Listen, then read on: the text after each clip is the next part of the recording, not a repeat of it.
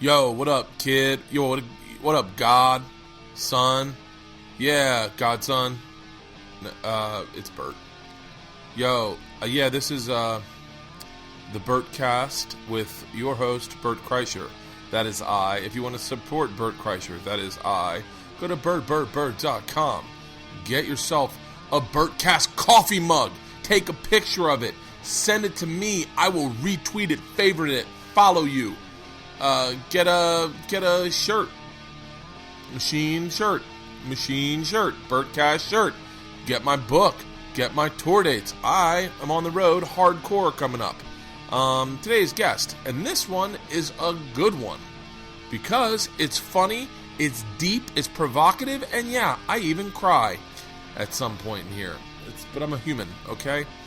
He's my friend. He is absolutely hilarious. He's been on the podcast before. Stand-up comedian Shane Mauss. This is Overcast. Yeah, I listened to that one in New Zealand. I listened to it in New Zealand with the people, the travelers. Will you pass me those headsets up there to make sure we're recording? You see that little like silver rope right there? Yes. Yeah. And I listened to it with the network, our Tourism New Zealand, our fixer, and my two travelers. And I listened to it because I laughed so hard on the first podcast we did. Yeah. If you haven't listened to that first podcast, I go back. It is literally one of the more enjoyable podcasts I've done. Yeah, I just listened to it yesterday just so I wouldn't repeat myself or whatever, and I was like, man, this was a lot of fun. We had a fun conversation. It was a lot of fun. I think I see what's happening. I'm on this mic. Okay. I'm like turning this one up going, why am I sounding so fucking loud? I should put them on the exact same setting. All right, so how have you been, man? I've been wanting to show this to you. I thought about you a bunch lately because Yeah? this is something we did. So I was like, oh, fucking Shane would love to do this. Oh, fuck. Here we go. This is in Moab. This just got outlawed. Here, I'll put it right here. It just got outlawed 2 days ago. But this is what we did on Trip Flip. This girl's Kristen Heidbreder.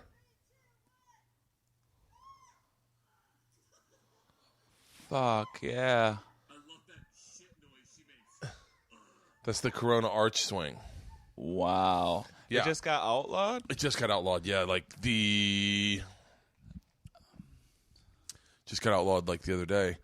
I have this buddy of mine. He had some like woods in his backyard growing up, and they put up his dad put up like all this crap, including a rope swing. Really? And it was real high, like I don't know, maybe 50, 60 feet up or something. But his dad just climbed up a tree like with a rope in his mouth. And like went over on a branch to tie it up, and he fell. He fell the first time and like landed in some bushes or something, luckily, and like brushed himself off and just went and climbed up again. Do you know what the number one reason for falling out of trees is? Confidence. Confidence. Oh, I am hungover. No, it's snakes. Dude, I actually had a glass of wine and like a beer last night, which I don't normally ever drink. I just I just since I got news that I needed another surgery, and I was home for the holidays, and it's like a saving, but it wasn't like I was partying at a club or whatever. I'm like, I'm gonna blow off a little steam just so I'm not making everyone else's life miserable. Where are you staying out here? Well, I have a new place in Culver City, but I just got back. I'm staying at my ex's place for a couple days. All my stuff's still there, and I'm moving into a new place in Culver City with some comics. What comics do I know him? This dude Razzle, and I actually don't know the other two comics. I haven't met them yet. We just got set up through a friend of a friend, and I love that kind of shit. I don't wish it would be depressing if I went back to it now. You're like, oh yeah, Bert's family left him, and now he's moving in with us. But I would love to go back to like moving in with a bunch of dudes and I mean, I would like a place on my own, but it'll be good for me because, I mean, I mentioned this last time. I spend way too much time by myself, and just I enjoy that too much, and I know it's just not good for me. Like, I just don't get out and socialize with people. And I socialize too much. I was talking to. Have you talked to Paul Gilmartin? Do you know Paul Gilmartin? I know the name. He does a podcast called Mental Illness Happy Hour. Yeah. Podcast. And he's very fucking real about like anxiety or about depression and mental illness. Yeah. And he said this the fucking not the smartest thing, but like something that really registered because it's my wife. He's like, I have a finite amount of social energy. Yeah. I was like, oh, I have an infinite amount. I'm the fucking exact opposite. I feel like I could talk forever. That's why I panic sometimes when I go scuba diving. Is because I have no one to talk to. So I just share the thoughts inside my head, and I'm just fucking losing my shit as I just carry on paragraph conversations with myself. And I'm like, brain, stop talking. Yeah. Yeah. Yeah, I mean that's it's.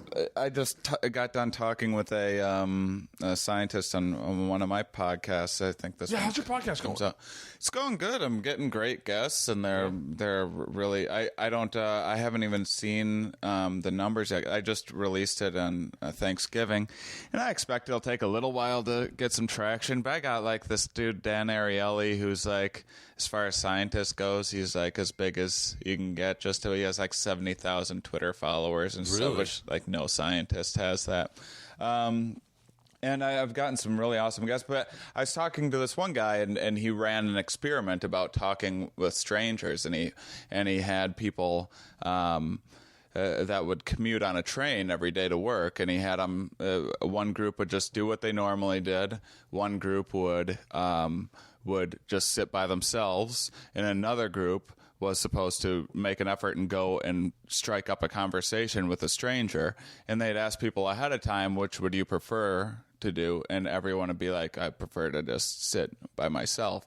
And then they evaluated them afterwards on like all sorts of wellness things, and everyone had made like kind of a very positive psychological improvement that had talked with a stranger, forced themselves to be social, and communicate. So yeah, I mean, we're wired to be social creature. I think it just comes a little more naturally to some people than others. I feel like I start conversations with strangers on airplanes sometimes. Like, I'm definitely that guy. I'm so scared of that. And like someone starts talking to me, and I'm like, man, I'm a worry. Like, really? Yeah. I'm like, I don't know if I mean, sometimes. I don't know. Maybe I'm too hard on people or something, but I'm like, man, I don't really want to know anything about this person. I sound like a prick now that coming out. I just live like in my own world all of the time, like in my imagination, and I'm way too comfortable there. And I know what you're saying. I live in my imagination, but I don't know what this is. I think it might be part manic behavior. Mm-hmm. Like, lately especially, I can get weird as fuck in this man cave. Like, just by yourself, you mean? Totally by myself. Yeah. Fucking bottle of wine. Oh yeah, man. I can get weird as fuck. And like, it scares me sometimes because I'm like, it's really untethered. Like, if my kids walked out, I think they'd be like, Mom! Like, not like naked and glitter, but just like dancing and lifting weights and craziness. I think that's so good for you. I mean, I probably do that stuff too much, but I think that I think we have this inherent drive to like share and advertise ourselves so much, and like.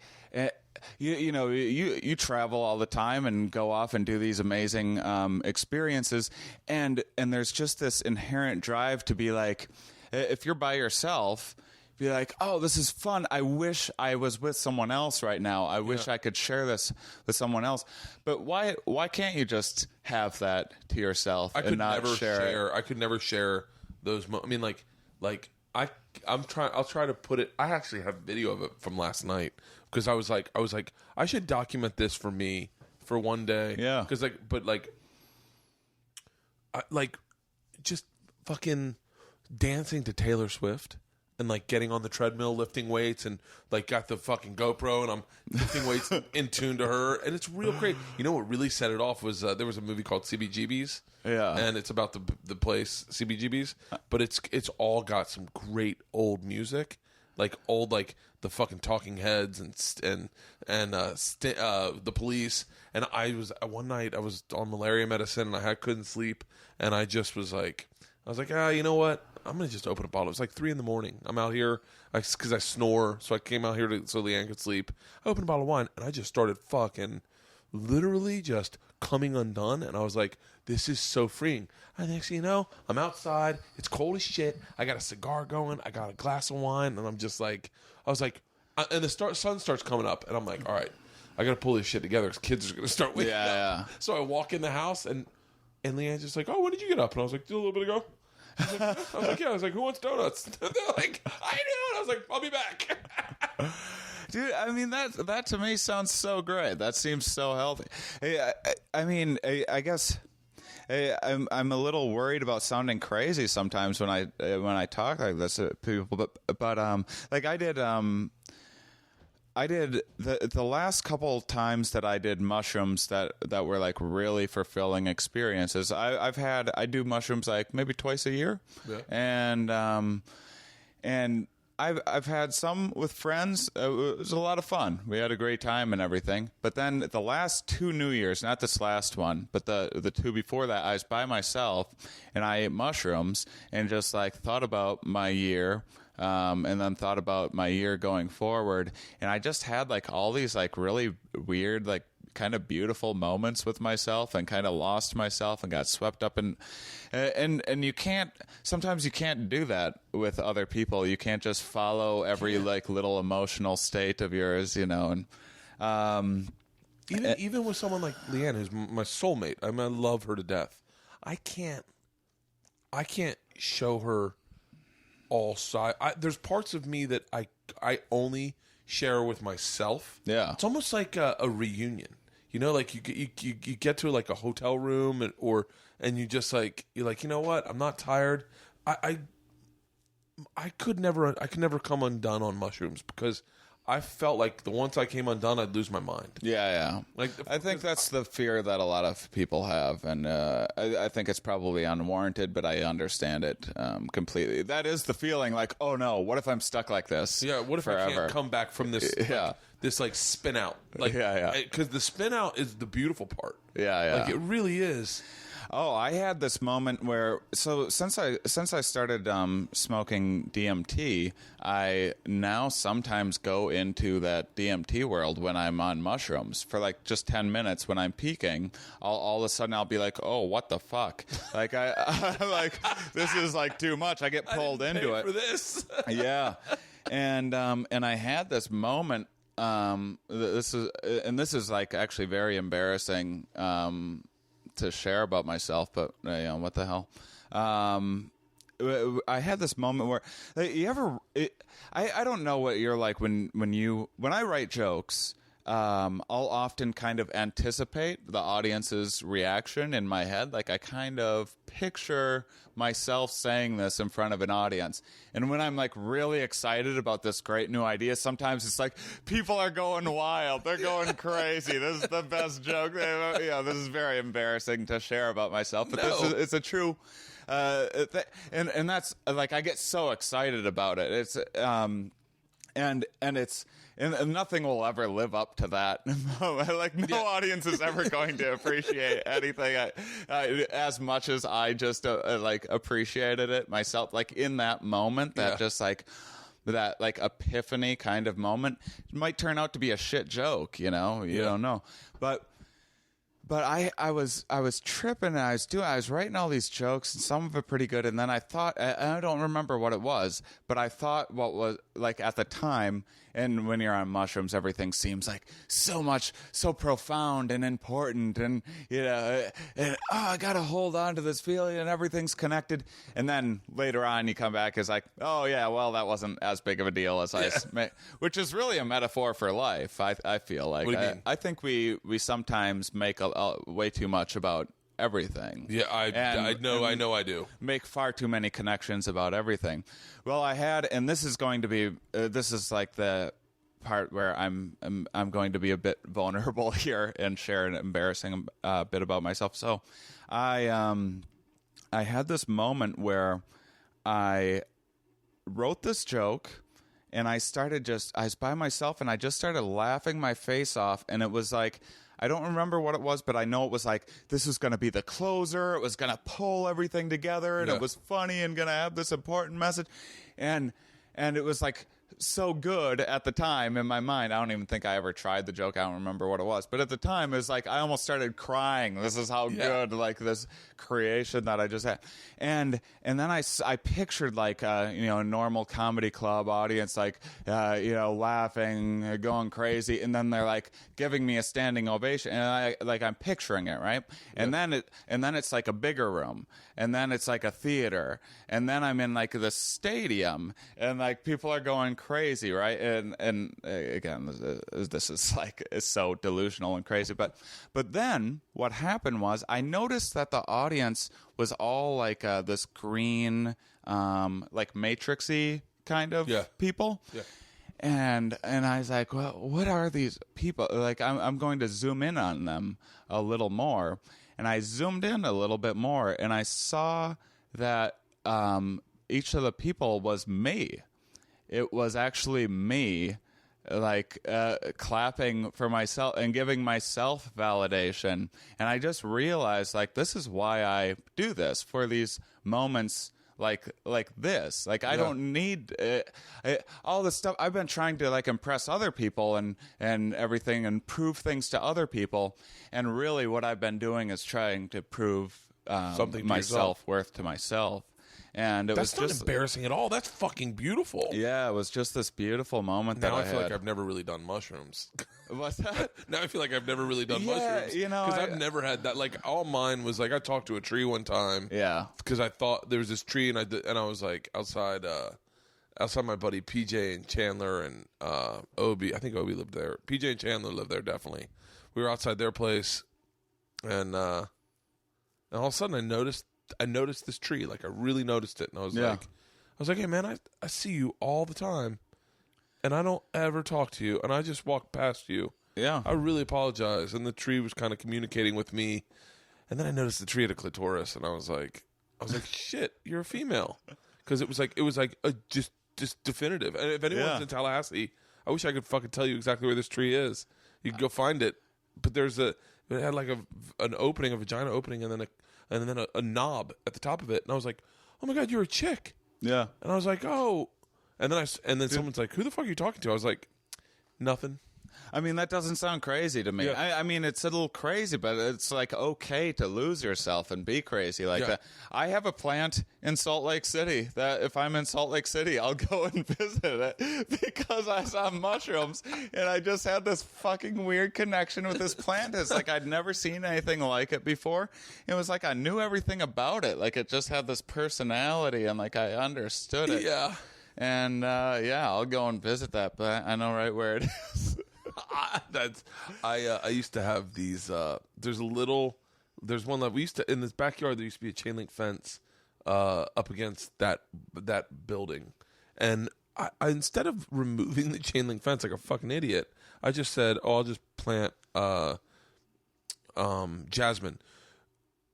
I'm gonna go back 2 steps, but like, so I dated Leanne for a while, and then we dated for like 4 months, and then she dumped me. She dumped me because I was not ready to grow up, and there was a lot of things that I wasn't doing. And number one was I was allergic to cats, so I would never spend the night at her house. And so she made me start taking. She didn't make me.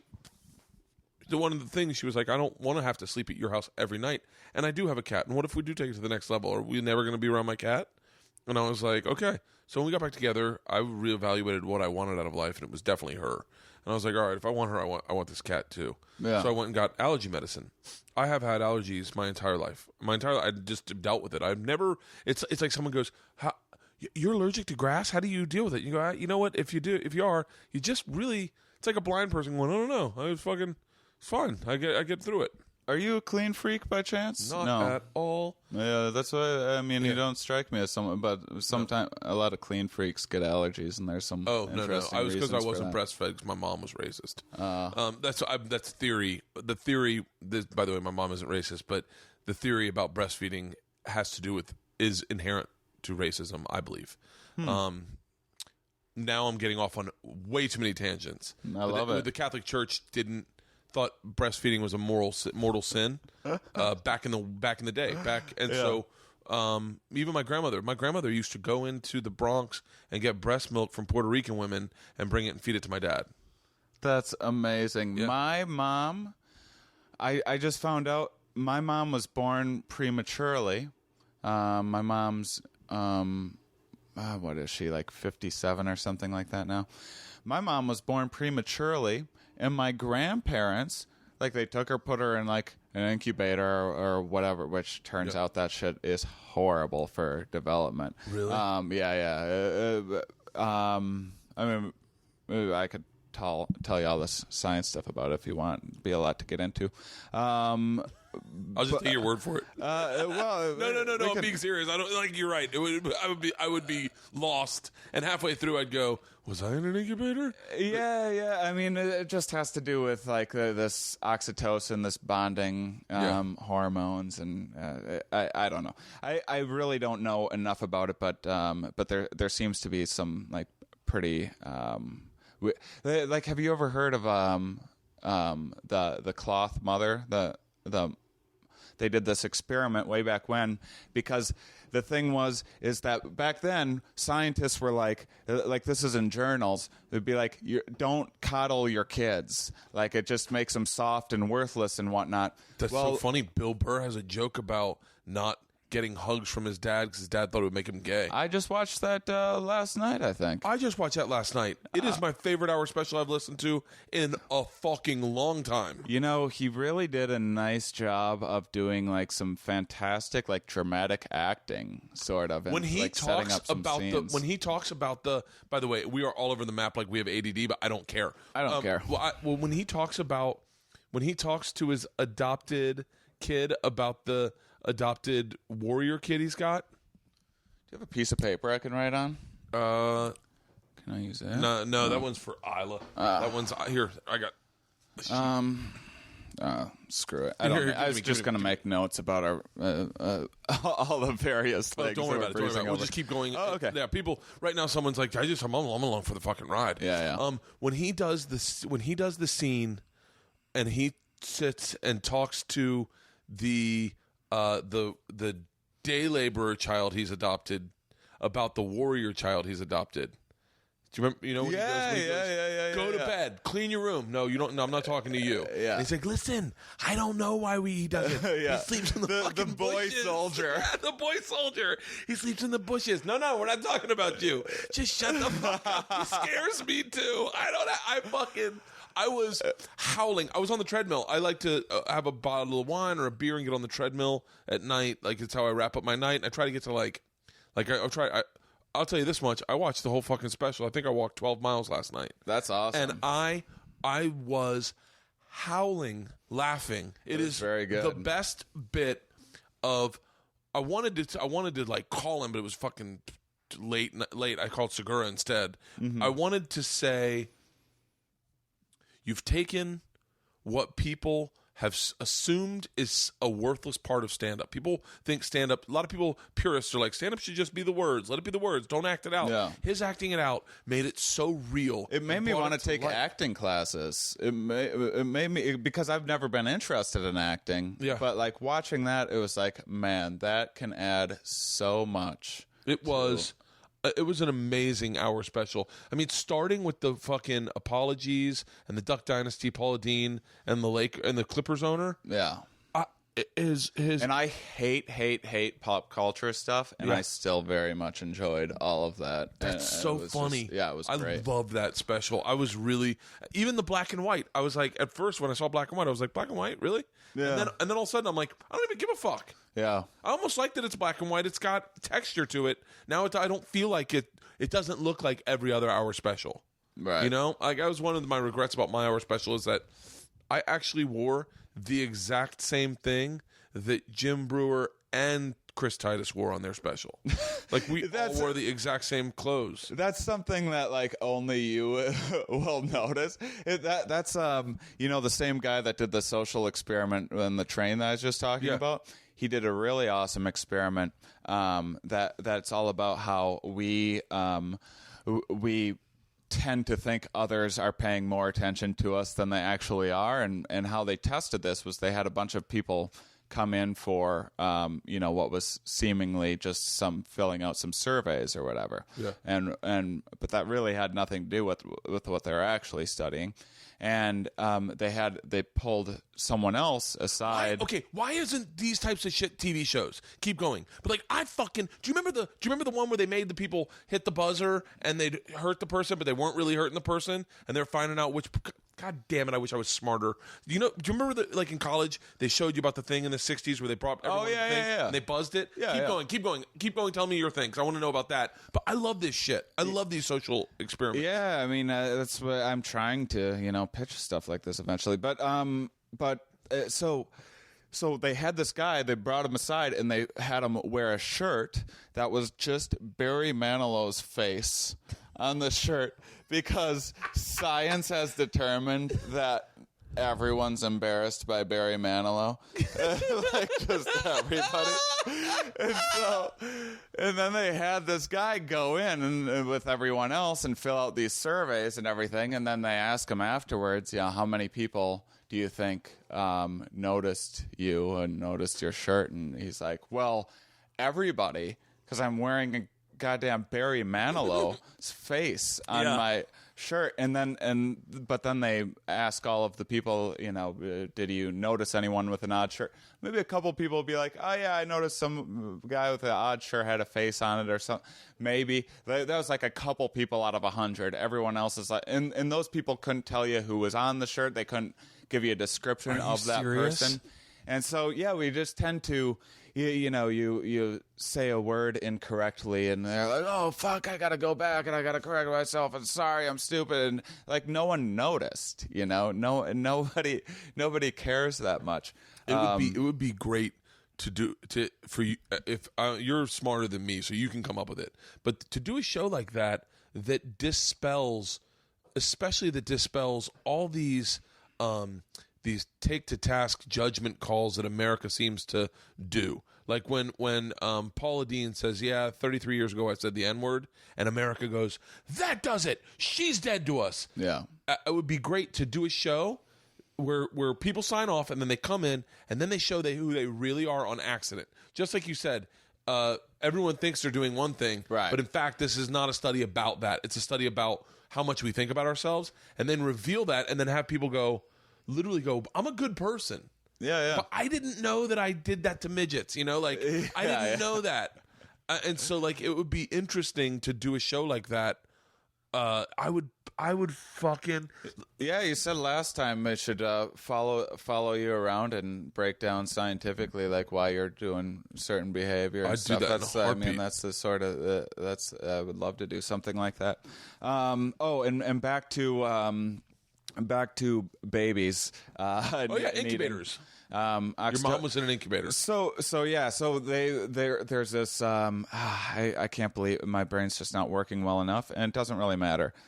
This isn't going to be on the test. So this guy a while back wanted to disprove this belief that, like, you don't coddle children, you don't hold them for too long, And this is in like all these medical journals back in starting in 1920 or so. This is just the way things were for a very long time, and so he would take a monkey, and he would like a baby monkey, and he would have like these wire.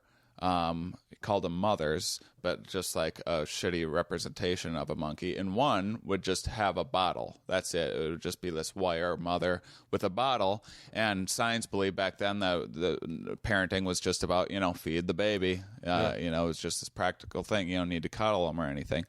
And then the other monkey was just fur. That's it. Didn't have any food or anything, and the monkey always preferred the cloth mother. And there's all these they've researched it in the meantime, and there's like all these hormonal exchanges and everything, and you can scare the monkey and it will run to the cloth mother and everything, and there's just more of an attachment there. Like it needs to be rubbed and everything. So they found out, like they took babies in incubators way back when, and they started like petting them. Basically, the scientists started like petting children, and then they checked in on them like 30 years later, and the kids that had been like pet and everything, and had actual physical contact while in the incubator had way less problems that were doing just much better for themselves and everything else. Just this is 30 years later. Yeah. So this is an amazing this effect that can have.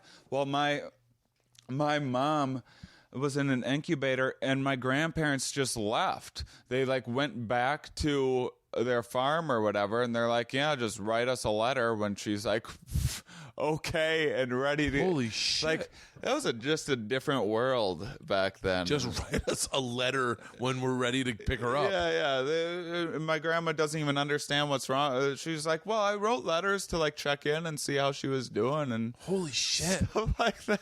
This is their first child too. Yeah, I wonder if I was held. I don't know.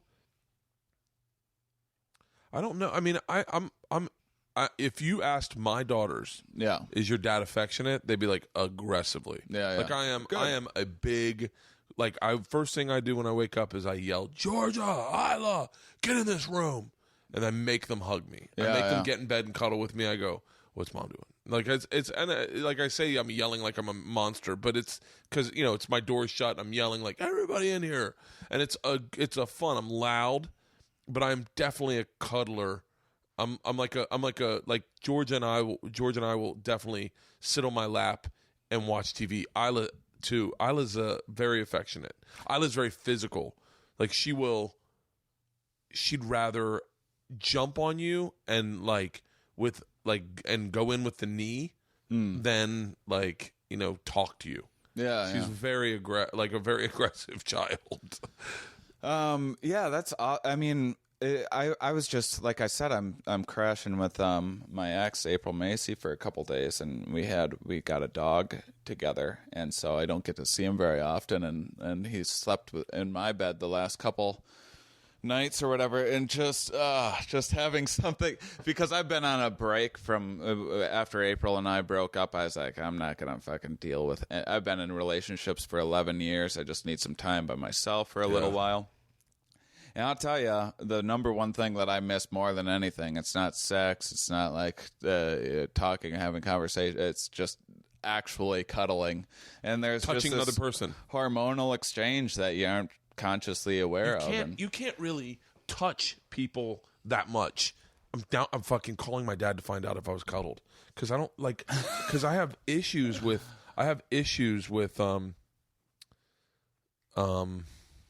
everyone go to Doug Benson's Doug Loves Minis. I will be leaving. I'm probably releasing this sooner as opposed to later, but I will have left my dreams on his podcast. I dream very aggressively. I mean, I don't know. I really enjoy it because it is a disconnect to everything in life, and it is pure artistic creativity, in my opinion. And I've had some dreams that are absolutely epic. I mean, I had a dream. Do you keep like a dream journal or anything? I've been meaning to, because apparently that's like the first step toward like doing lucid dreaming.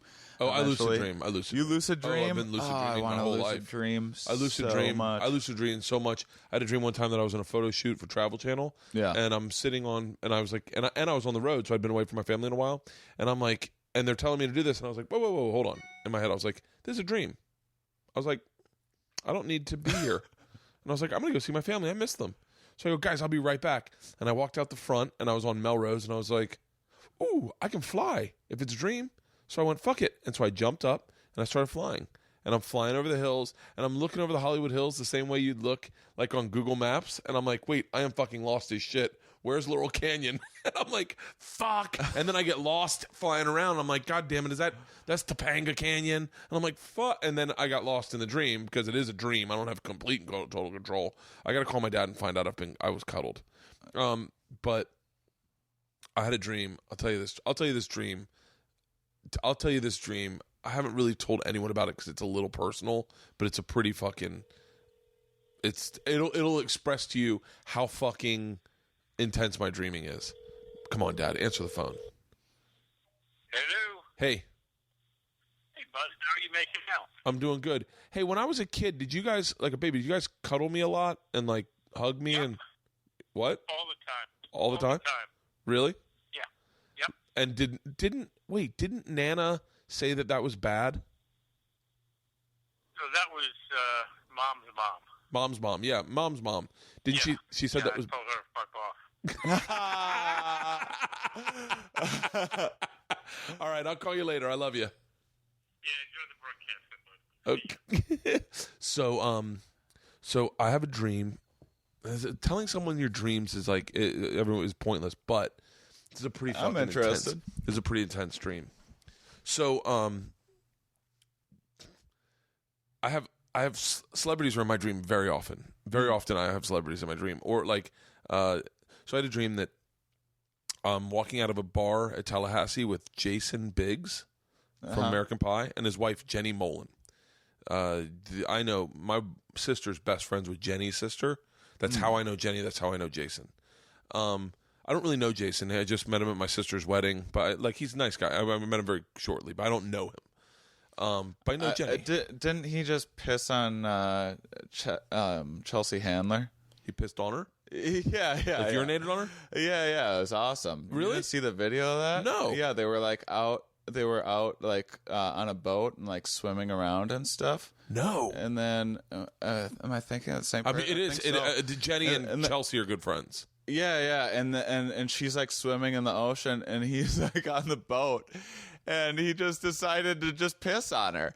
He just like pissed on her. I face. really like him. He is a. What an awesome thing to do. He is a real awesome I think he is a very even though he doesn't do stand up, I think he's got a comic spirit. Yeah. So I have a dream that I'm walking out of a Florida State bar, like FSU bar with them, and they ask me if I want to get high. And I'm like, okay. In dreams, I always do drugs. And so we smoke a joint, we get really high, we get in their car, and their baby is in the back seat. They have a baby. Their baby's in the back seat. I go, your baby's here? And they're like, yeah, don't worry about it. Don't worry. He's really young. And then the baby says to me, they get high a lot around me. And I go, did you just talk to me? And he goes, you can hear me? I was like, yeah. I go, wait, can they hear you? And they're like, who are you talking to? I was like, and he's like, no one can hear me. I've been talking and no one can fucking hear me. And he's like, you can hear me? And I go, yes. And he's like, oh my God. And then we start talking. And halfway through the conversation, I go, stop me if I say his name. My best friend killed himself like 6 months ago. Ugh. And I go. Jesus, I'm sorry, man. I go. Let's. I don't want to say his name. So he would never want anyone to know that. But let's just call him. Let's call him Lucy. All right. Just fucking Lucy. I don't know. Yeah. I'm just trying to think of a name that's very far from his. So I go, wait. I go, are you Lucy? And he goes, how do you know? I go, well, you sound like him. And he goes, Bert? I go, what the fuck are you doing? And he goes, holy shit, man. Like, what the fuck? And that at that the car stops and they're like, we're here. And I go, hey, can I babysit for you guys? And they're like, sure. I go, any night, just let me know. I'd love to babysit. And they're like, great. So automatically I cut to, in the dream, I smash cut to me in their house. It's like a sunken living room. And they're like, all right, thank you. And I was like, all right, we'll see you guys later. And their baby is on the couch. And I'm like, hey, I'm back. And I can't hear him. And I was like, motherfucker.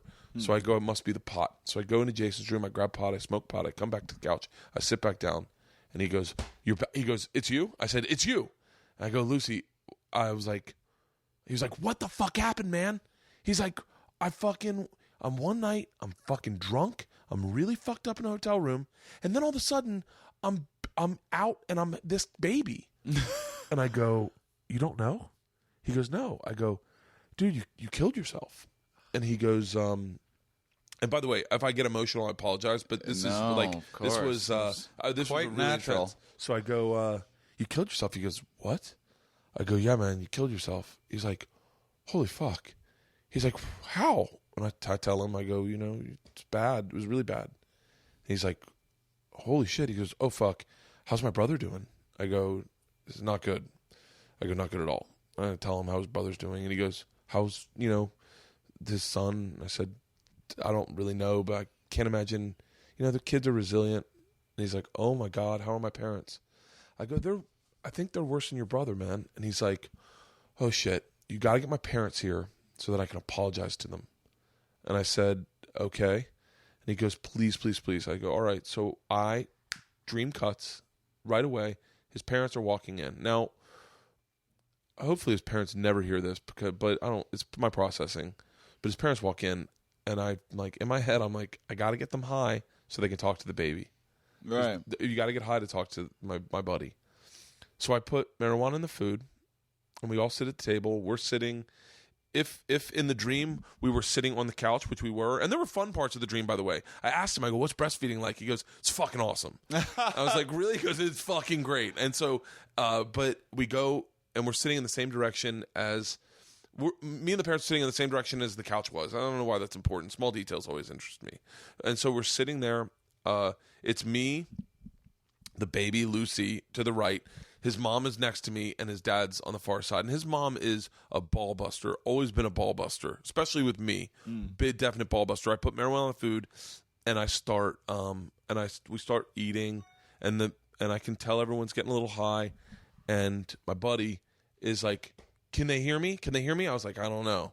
And he's like, give me to my mom. Give me to my mom. And I was like, so I give the baby, I go, here you go. Why don't you hold the baby? She's like, I don't want to hold the baby. I'm talking to Jason about his TV show. And I was like, no, but the baby wants you to hold him. And like, I don't want to hold the baby. And I can hear my buddy now. It's like, Mom, I'm so fucking sorry. I'm so sorry. And I'm listening to him say this in the dream, and I'm getting emotional as he's doing it. And he starts crying. The baby's crying. And I give the baby to the mom, and I go, just please take the baby.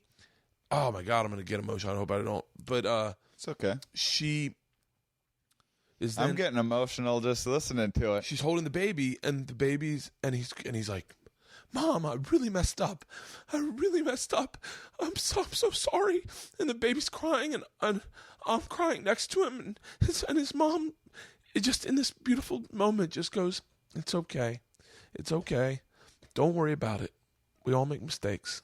We all make mistakes, and I love you. And they apologize in the dream, and he goes to his dad, and his dad holds baby, and they apologize to each other. And I wake up, and I'm hugging, sobbing, crying. I'm like sobbing, crying. Yeah. And my wife comes in the room. Georgia comes in the room. She's like, "What's wrong?" I was like, I don't know. Can I go bring your mom in? And Leanne comes in. She's like, "What?" I was like, "It's the fucking most insane dream about my buddy." And she's like, "What?" And I tell her the dream. I'm still crying. I'm crying throughout the entire dream. And she's like, holy shit. So the only time my wife's ever been like, I guess your dreams aren't bullshit. Because it's like, but it was like that. I mean, that is indicative of the way I dream. It's this intense, overwhelming, full, encompassing interaction in my psyche that I come out of. And I didn't think I'd get emotional telling you that dream. No, but it's like, inspiring. It's like, and then. I mean, you're really lucky. I don't get to have my dreams are like so fleeting, and they're usually so it's like I'm being chased by the cops or something like that, or they're really boring, just a continuation of the day. And I have dreams that are like I definitely like. I had one dream about Elvis where like 5 dudes, me and Elvis were partying, we ate pills, and I went back, like I've talked about it on stage, and we're at a hotel, and he passes out, and I grab him and I take him to his room, and as I open the door, I see 5 dudes butt fucking throwing up in Burger King cups. And I go, what the fuck? I shut the door, and I look at Elvis. I go, what the fuck's going on in your room? And he just wakes up and like total lucid and goes, it's your dream, baby. And I fucking was like, holy shit. I told Leanne doesn't dream. My dad doesn't dream. I told my dad about a dream. He goes, one day I had a dream. He goes, wait, you still dream? I go, yeah. I go, you don't dream? He goes, no, I don't dream. I'm a fucking man. I go to sleep, I wake up, and then I fucking go to sleep again. He goes, what do you dream about? Ponies and shit? I was like, yeah, sometimes. I've definitely had fucking pony dreams. When was the last time you had a wet dream? Oh, I think it's been like probably a couple years now. They say you stopped. I fucking loved those when I was a kid. I've had them as an adult, definitely. I think I've had a lot more as an adult than when I was like going through puberty and everything. Really? Yeah, I didn't really have that many when I was going through puberty. I mean, I've been. I'm glad you shared that because I've been getting much more. I've been thinking a lot more, and I don't know if it's just because I've been doing more psychedelics than usual. It's probably what it will sound like to the listeners anyway. But I really want to start lucid dreaming and stuff more. Like everything that you said, like all of that makes perfect sense to me. I mean, I think it's my understanding that dreams can happen for a lot of different things. Sometimes it's like processing information in a way of like this safe environment, a way process something that you're holding on to. Sometimes it's an extenuation of the day, and sometimes, or an extension of the day. Sometimes it's just, sometimes it's seemingly just your brain firing up parts that haven't been used lately. That's something that interests me a lot. So, really? So like if you're going to put your car in storage for a while, you'd still want to start it up once in a while and make sure everything's running and all that stuff. And so, and your brain seems to do that and with dreams and with hallucinations. Like blind people oftentimes dream and have visual hallucinations. I just heard not in dreams, but in waking, and then deaf people have audio hallucinations. And what happens is that part of the brain isn't getting stimulus, and it's still this huge part of the brain, and it still has all this capability. And so it's a way of just like, hey, we better fire this thing up once in a while and make sure everything's still working. And so you still see stuff. But I mean that was. That was a great example of something I've been thinking a lot about, which is, what is real and what is not, and how important is that, really? Yeah. Ultimately. You said something in the last podcast that was so fucking profound. You were like, well, yeah, of course, these moments while you're hallucinating are intense. I'm sure that if we lived in a hallucinatory world and then just showed up, you're like, shut up. Yeah, we have a monetary-based system. yeah. Our worth is defined by our look. Oh, shut up. This is amazing. But it's so true. I literally go back to that podcast.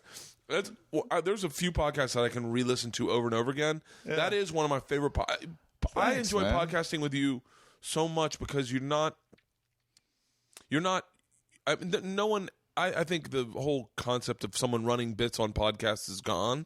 I don't think anyone ever does that. You are so naturally funny without trying to be funny. Thanks, dude. And you're very smart. I like being around smart people. I said that to Rogan one time. I said, I love what you're doing with your podcast. You're hanging out with people that are fucking making you smarter. Yeah. Like you're hanging out with you're basically becoming a Renaissance man via people that you're interested in. Look at my wife doing all this manual labor as I sit in here and podcast like a fucking fancy boy. But it's the truth, and I don't feel at all like it's a task to talk to you. There are, I don't think I've had a couple podcasts where I'm like, what am I gonna fucking say to this person? I know, man. I could talk to you about fucking anything, and I don't feel like it has to be comedy related. It can be like fucking talking about breastfeeding. Yeah. That's the whole thing about allergies. That's why I have allergies. And come back to that fence, by the way, when my wife got me on allergy medicine, or not, when I got on allergy medicine, it was the first time I smelled anything. I'd never smelled anything. I'd never smelled flowers. In my entire life, I was 30 years old. 30 years old, I smelled my first flower. My first flower I ever smelled was jasmine. And I was like, what the fuck is that? And they're like, I remember my buddy Lorenzo, we were walking down to Hollywood and Highland from our house. And he goes, what do you mean, what the fuck is that? And I go, that smell. Do you smell it? And he goes, no, I don't smell it. I go, it's beautiful. And he goes, you mean the jasmine? I go, is that what that is? And he goes, it's that plant. And I'd be like, smelling. I go, holy shit. The second one was Casablanca lilies. And so now, to this day, when I smell jasmine and Casablanca lilies, I think of me and my wife, like when like in our salad days when we were young and hot and change positions during sex. Yeah, I mean, I wonder, because allergies is usually, I wonder, you might just have a overactive immune system. You might have like a very hardy immune system. I mean, all this boozing is going to the boat's righting itself every morning. Yeah, yeah, perhaps. Maybe I'm doing I'm inoculating my immune system daily. I mean, you seem like you have a fair amount of testosterone and everything, and your testosterone is actually hard on your immune system, and so your immune system kind of won't allow your body to produce more testosterone than it feels like it can handle. Yeah. And this is kind of why women are probably drawn to like this square jaw, like beard, and all these like testosterone indicators, because it's actually a fitness indicator. It's saying my immune system is so strong, I can crank out all of this stuff, testosterone, which is like basically poison to the immune system. It's why guys die earlier than women and everything. Really? Yeah. And testosterone is poison to the immune system? That's overstating it a bit, but it's definitely a immunosuppressant. And there's interesting stuff with allergies where it seems like the reason why I asked you if you're a clean freak or something, it was just because often that seems to be why allergies are popping up so much, is because people are living in bottles and it's overly sanitized. So it's your immune system. What an allergy is your immune system perceiving a threat that isn't actually a threat. And the reason why that happens in most people is because there's no real threats coming in. So if you're sick, or like pregnant women, when they have allergies, when you become pregnant, your immune system has to shut down a little bit because you have a foreign body. Otherwise, your immune system will kill your fetus. And so the immune system has to shut down a little bit. And so oftentimes pregnant women, their allergy symptoms will subside. And there's all this weird stuff that people are doing now where they're actually giving themselves like sicknesses and stuff. Like there's a story of this guy that walked around in a latrine barefoot in like third world countries because he kept on getting more and more allergies and just couldn't live like it anymore, and started just like, rolling around in filth and like bacteria and stuff. And then his immune system was then given something that it had to deal with, and it kind of loosened the hold on responding to all of these kind of benign problems. So there's all these weird treatments now that's like aversion therapy, where it'll actually give you like real bacteria and like real kind of like if you have a cold or something, your allergy symptoms should probably subside a little bit. But there's a lot of individual differences. I don't even know why I got into this whole. No, I know. My allergies. They're seasonal, but they're like I'm definitely allergic to trees. Yeah. Like I never knew that. I never knew how allergic to trees I was. Like just like the pollen from trees, or like I'd go jogging at Pan Pacific Park, and all the time, and I would be like, I can barely breathe. I'm like, I think I have cancer. I think I'm fucking dying. And I was like, oh, it's allergies. So you take some Advair 250 over 50, and I'm like, oh, I'm a fucking machine. Yeah. But that's really fascinating. Because pollen's not a threat.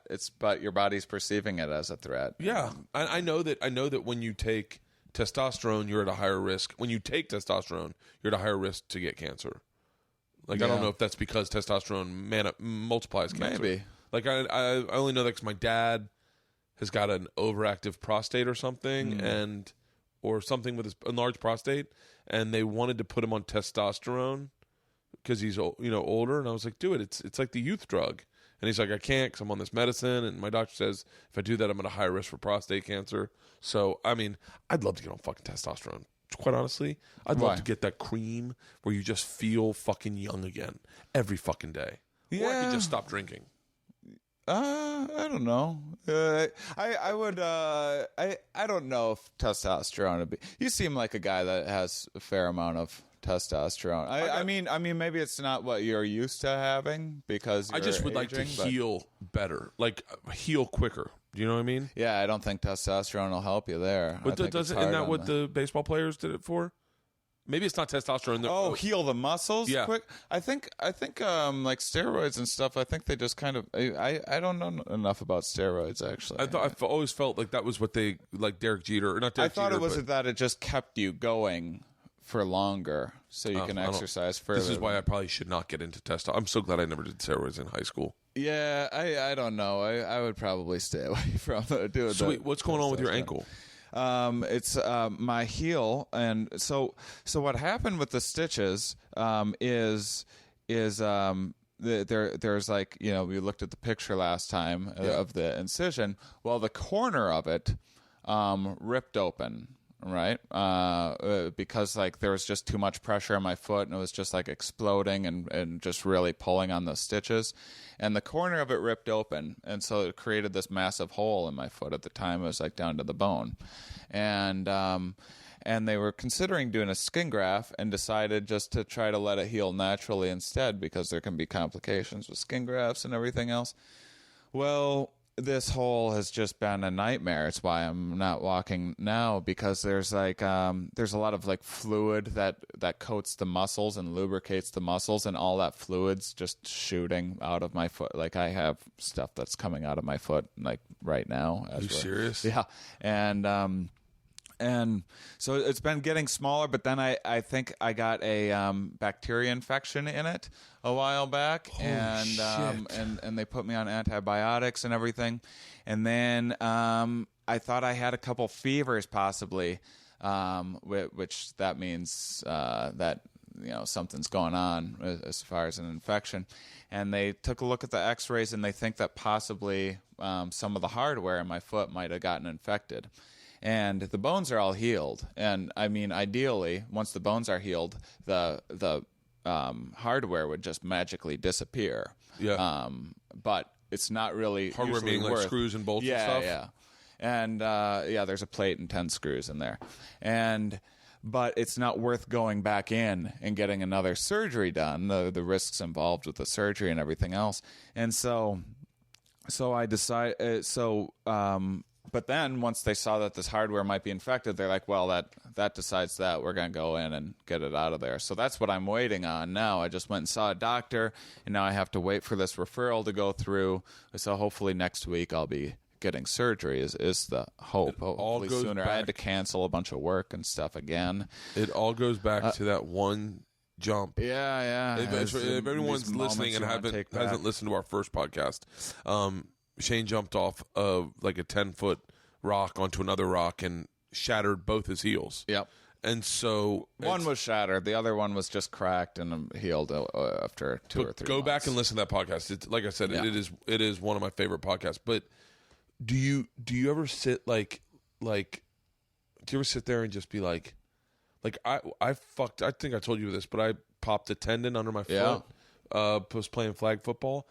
I got so angry in the healing of it. Yeah. I was so angry at my buddy Lorenzo for calling me and asking me if I wanted to play flag football. And I was like, God damn it. If I had just said, because in my head I was like, I shouldn't, but I haven't seen Lorenzo in a while. I want to hang out with Lorenzo. I should be active. I was like, all right, I'm going to do it. I was like, if I had just said no. Yeah. If I had just said no, I wouldn't be fucking dealing with any of this shit. Yeah, all these moments in our lives like that. I mean, you kind of have to find a way to let that go a little bit. There's that, I've been thinking about that sort of thing because I've had to with coping with this. And but the other thing is something that I realize that's like hard on my well-being is that there's this gap between like potential and like what could be and reality, which is like what you do. So you make this to-do list or whatever, and on a day, and or you set goals for yourself, and you always know like you could be doing more, you could be doing this and that, right? Yeah. And you might be moving along, you might be doing a few things, but because you're not doing as much as you think, you see that, and you see that in like humanity and everything else. You see, like I have a joke on that I've been doing lately. That's like, since I've been on crutches, people have been the nicest ever. For they've been open doors for me, line for a bathroom, not for you, crutches, man. It's amazing. My joke is about like, why don't we treat people like that all the time? I'm far more broken on the inside than this little setback. But, you don't get to call into work for broken dreams, and speaking of running bits, but but this void between like human potential and what reality is, I think like you can get stuck in there, and in the what could be, and I think that will eat you alive if you can't figure out a way to kind of just be a little bit thankful for what you have. And like I was just thinking about like the Nike slogan, like just do it, but if you don't, it's not going to help to beat yourself up about it too much. Just just do it, but if you don't get around to it, it doesn't make you an asshole. About it. A lot of people aren't doing it. Right. But there's definitely, I mean, the harder part about all of this is the unknown, like what's going to happen with my foot, and it's taking so long to get this surgery lined up and everything else. You want to hear something really fucked up about it? So this hole in my foot, I put this stuff, gentamicin cream. Yeah. It's an antibacterial cream, and this is going to seem like a big tangent. I happen to be reading this book. And this is so I had to drive back here unexpectedly. I had all this work lined up, and I had to drive. So you've been doing sets the whole time with this foot. I've been on the road. I wrote. You can't not. Yeah, I mean, I'm recording the new CD in April, actually, just because I have so much material about this whole experience. I want to capture it, while it's still fresh. So, I'm going to record in Madison State Street Comedy Club. Do you know the date? In April? April 2nd through 4th. Nice. So you have to drive back. Yeah, I mean, I'll probably be flying, but I had initially I'd lined up all this stuff. The routing was perfect, where I just got to stay out on the road, and I was saving lots of money, and I was getting to do all these podcasts, traveling around and talking with scientists, all that. Well, so I had to, just a couple days ago, I had to drive from Cleveland to LA. I get in my car, I set the GPS, and that's Eastern time zone, fucking Pacific time zone, and I didn't have much time to do it in. And I put much free time. I set my GPS. My GPS said 1 day and 10 hours is what my GPS said. Shit. And then I slept one night, woke up the following night. I got in my car, and I was on Interstate 40, and I didn't realize that because I didn't look at it. I pulled over right before this exit. Well, I get on this road, and it says, next turn in 1,250 miles. I'm just like, what is the fucking point? There's these moments like that are just really disheartening. So anyhow, I'm listening. I'm like, think about this. I'm bummed out, and I'm listening to this book, this audio book. That's oh shit. The Brain That Changes Itself. I think that's the name of it. And I'm listening to this first chapter, and it's about this woman. It's about the plasticity of the brain, and how the old thinking was like when there was brain damage or something, a person could never recover that part. You don't grow new neurons or whatever. Well, there's some new interesting insights on that. They use this case study of this woman who lost her sense of balance 5 years ago, or prior to this book.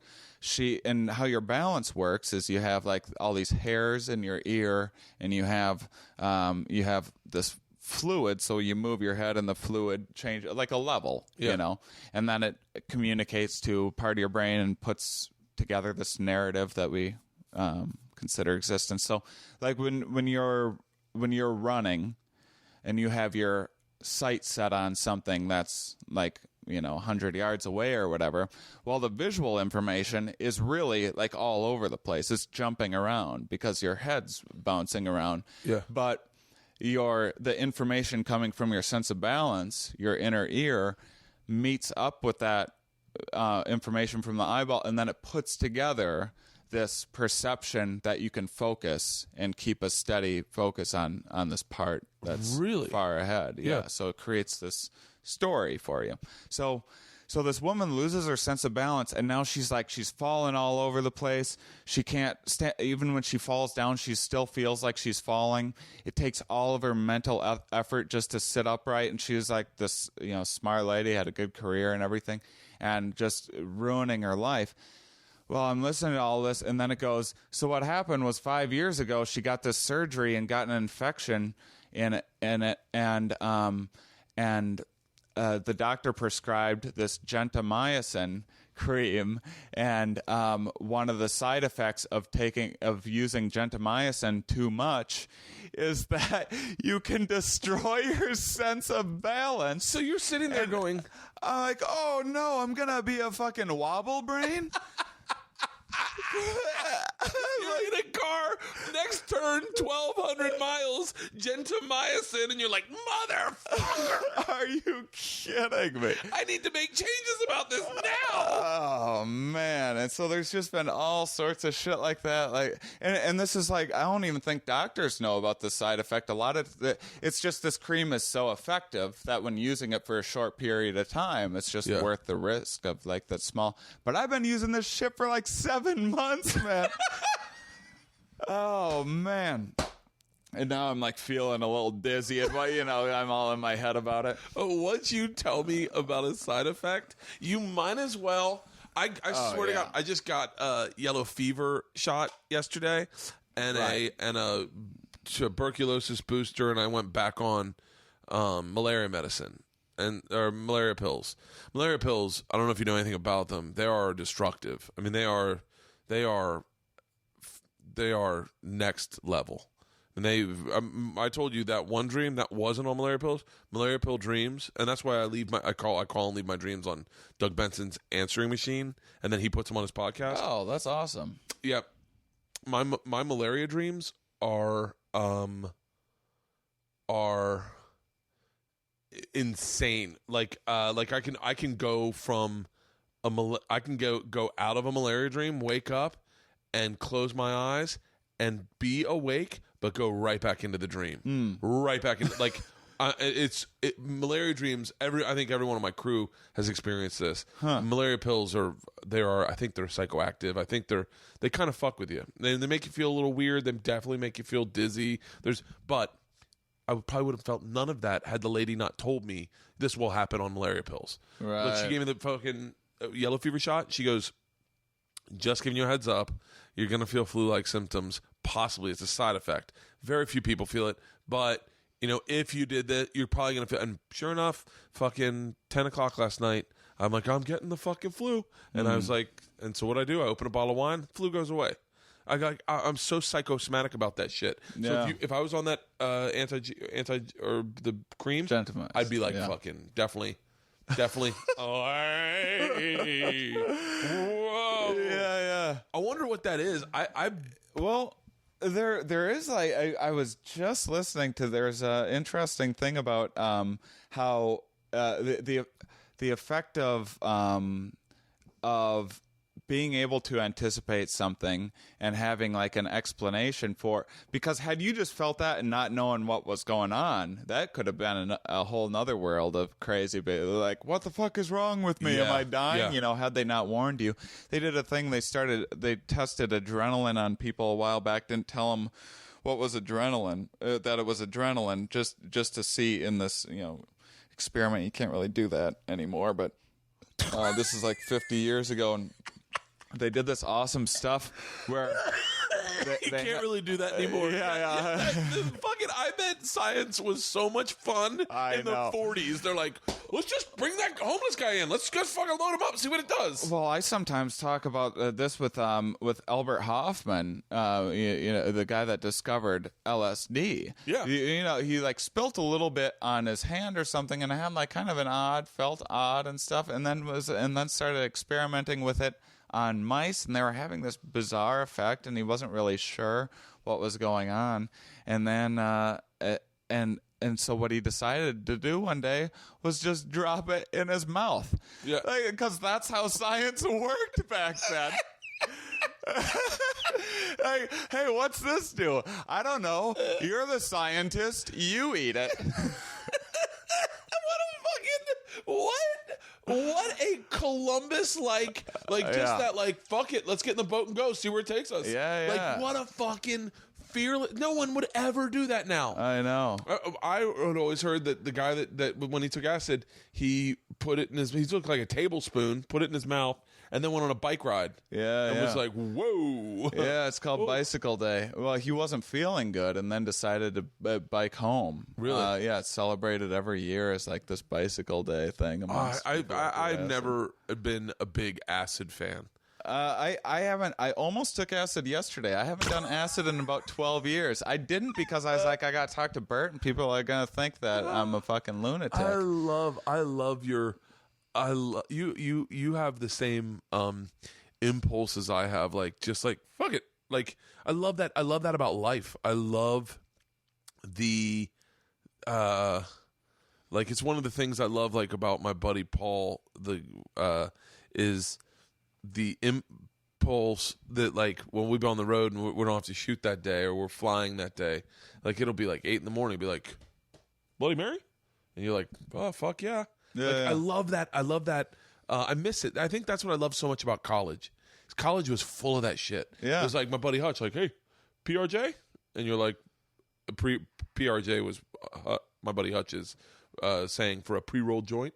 And so he'd go, PRJ? And I go, do you have one? He'd go, come on, and pull it out of his top pocket. And you'd be like, fuck, let's get high. Out of nowhere, let's get high. Want to go throw the Frisbee for the next hour? Let's do it. Let's go for a bike ride. Like, I miss that about, I mean, it's fun, and I try to instill that in my kids, but you definitely have that in spades. Like, I mean, I think it's a real important part of life. I think having new experiences and everything else. People, what's I blab about science too much, but this no, I love it. This just has to do with everything we're talking about. This is another thing that I was listening to with having new experiences and how good it is for your brain, and this idea of old people aging. Oh, look at that squirrel up on top of your thing having an orange. Yeah, that's awesome. My wife feeds the squirrels, and then they all come back to party here, and then they start eat the oranges. So they will eat the inside out of an orange, and then just drop it onto our couch out there. So they found out like the people that. So they thought that brain degeneration was just this natural part of aging or whatever, but it seems to be more the point that you stop using other parts of your brain because we get, you get like a job or whatever, a 9 to 5, and part of and your brain kind of zeroes in on this like task, this thing that you have to do, and you stop using all of these other parts, and then those other parts start to atrophy. Well, by the time you become older, it's been like maybe 40 years since you've used these different parts of your brain. And people that are the healthiest are people that have like changed careers and had to learn different things and had these new experiences. People that suffer a lot of brain degeneration, people that are the worst off are like academics that are like, as far as academics are academics that are like in the top of their field, because not only are they like they're stuck with this because they're the best at it and everyone wants them to keep on doing this, and so they continue this the same kind of narrative that they've been doing, but also no one questions them because they're the top of the field. So because no one's questioning them or challenging their perception, their brain's deteriorating a lot faster than other people's. And I think that's just such an important part of life to just fucking go for it. Sometimes the know-it-alls forget it all. Weird too. stuff. Yeah. That's funny you said that because I feel like this show, the Trip Flip, has made me very young. In so many ways, traveling, meeting different people. I mean, amazing. I'm sorry to say I haven't seen the show yet. Oh, no, it's not airing right. Or I mean, it's airing in like reruns and stuff. But it is expanding me, and I'm going through something creatively, like professionally, where I think is the point. Like where everyone goes, well, do what? Like, well, what's the next step? Are you going to do movies? Do you want to do a sitcom? And in a weird way, I kind of feel like saying, I'm really happy doing what I'm doing. Yeah. In addition to that stuff, like, I don't want to do anything that jeopardizes the fun I'm having on this show. Yeah. Like, I'm having so much fun, and I get and man, that's a good place to be in. I'm like really happy. Like, I go to Africa in a couple days, and I'm like, and I'm really like, and of course I'm worried about getting attacked by a hippopotamus and a crocodile. So we're going paddleboarding in this river, and those fears keep me alive. But then I feel like I went rock climbing in Vietnam, and I remember last time I was like, I would never go fucking rock climbing. Like, when we talked, you were like, oh, I love rock climbing. I was like, that freaks me out. I got frozen at like 20 feet one time. Well, I went rock climbing, and all I could think was, I was like, I thought two things. I told you this when I said, I was like, I've been thinking about you a lot lately. When I went rock climbing, I went, Shane would fucking die to be in Vietnam in Ha Long Bay, fucking climbing an amazing man. I go, and I thought, I shouldn't fucking do typical Bert shit where you get in your head about heights and you get in your head. Trust your equipment. You got a brand new harness. You got badass rock climbing shoes. Like, just fucking enjoy it. Test yourself. Push your limits. Test your boundaries. Yeah. And I know full well I got to climb up, 30 meters, 20 meters, 25 meters and get up there, and I got to hang out for possibly like 30 minutes. Right. So, and I look at the hole in the rock where I need to be. I need to be just to the left of it. And it looks high as shit when I'm on the ground. Then I was like, fuck it. All right, let's do it. And in my head, I was like, let's fucking, and I scramble up the rock. I get up to the thing. I get stuck in there, and I'm like, okay, I'm good. And I'm looking down, and I'm like, why am I not so freaked out? And I was like, oh shit, man. This could be something that I enjoy. Yeah. This might be a new aspect of my life. Something I dig. Yeah, it's what really drew me to. I mean, what initially drew me to is the adrenaline. Like I really like heights and everything.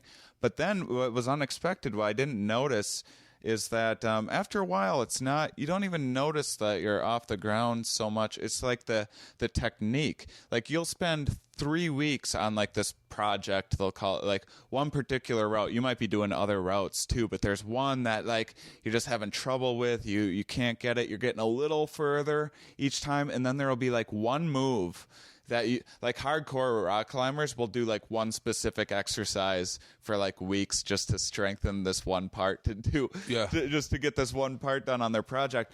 Well, anyway, what'll happen is like you'll be like, I don't understand this. This is impossible.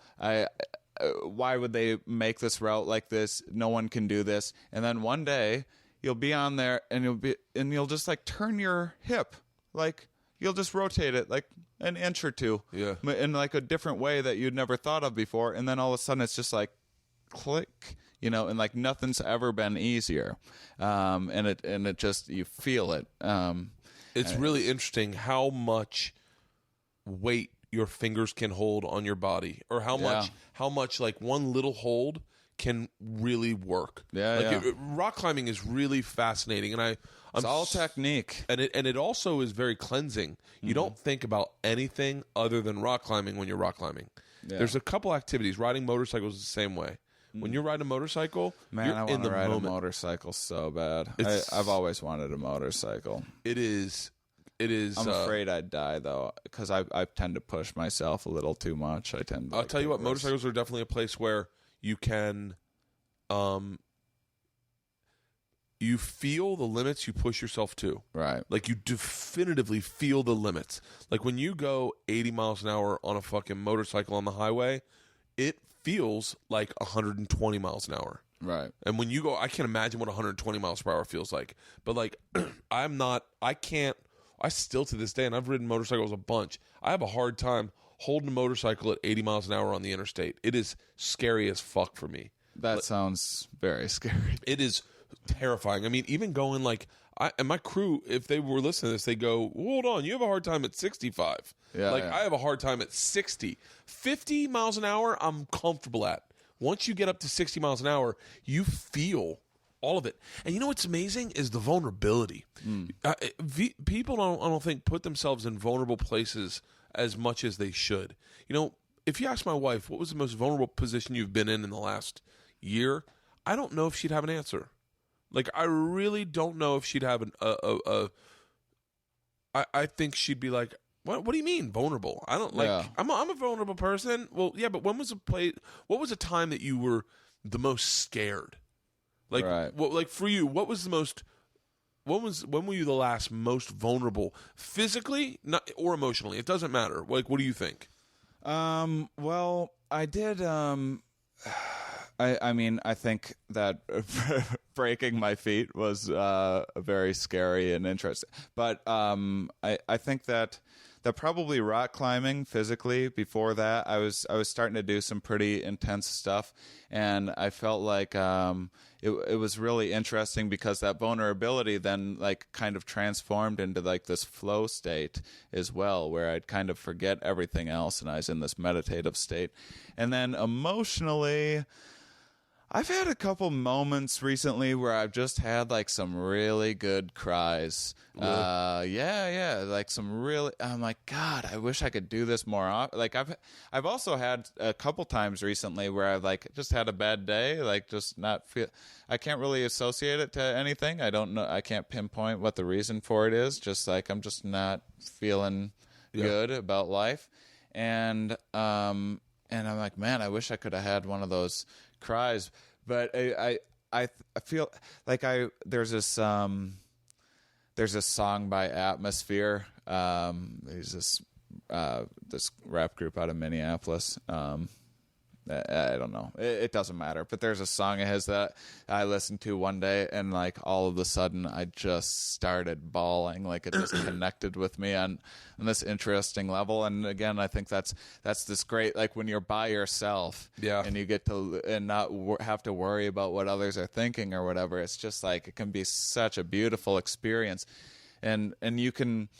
I feel like you can kind of.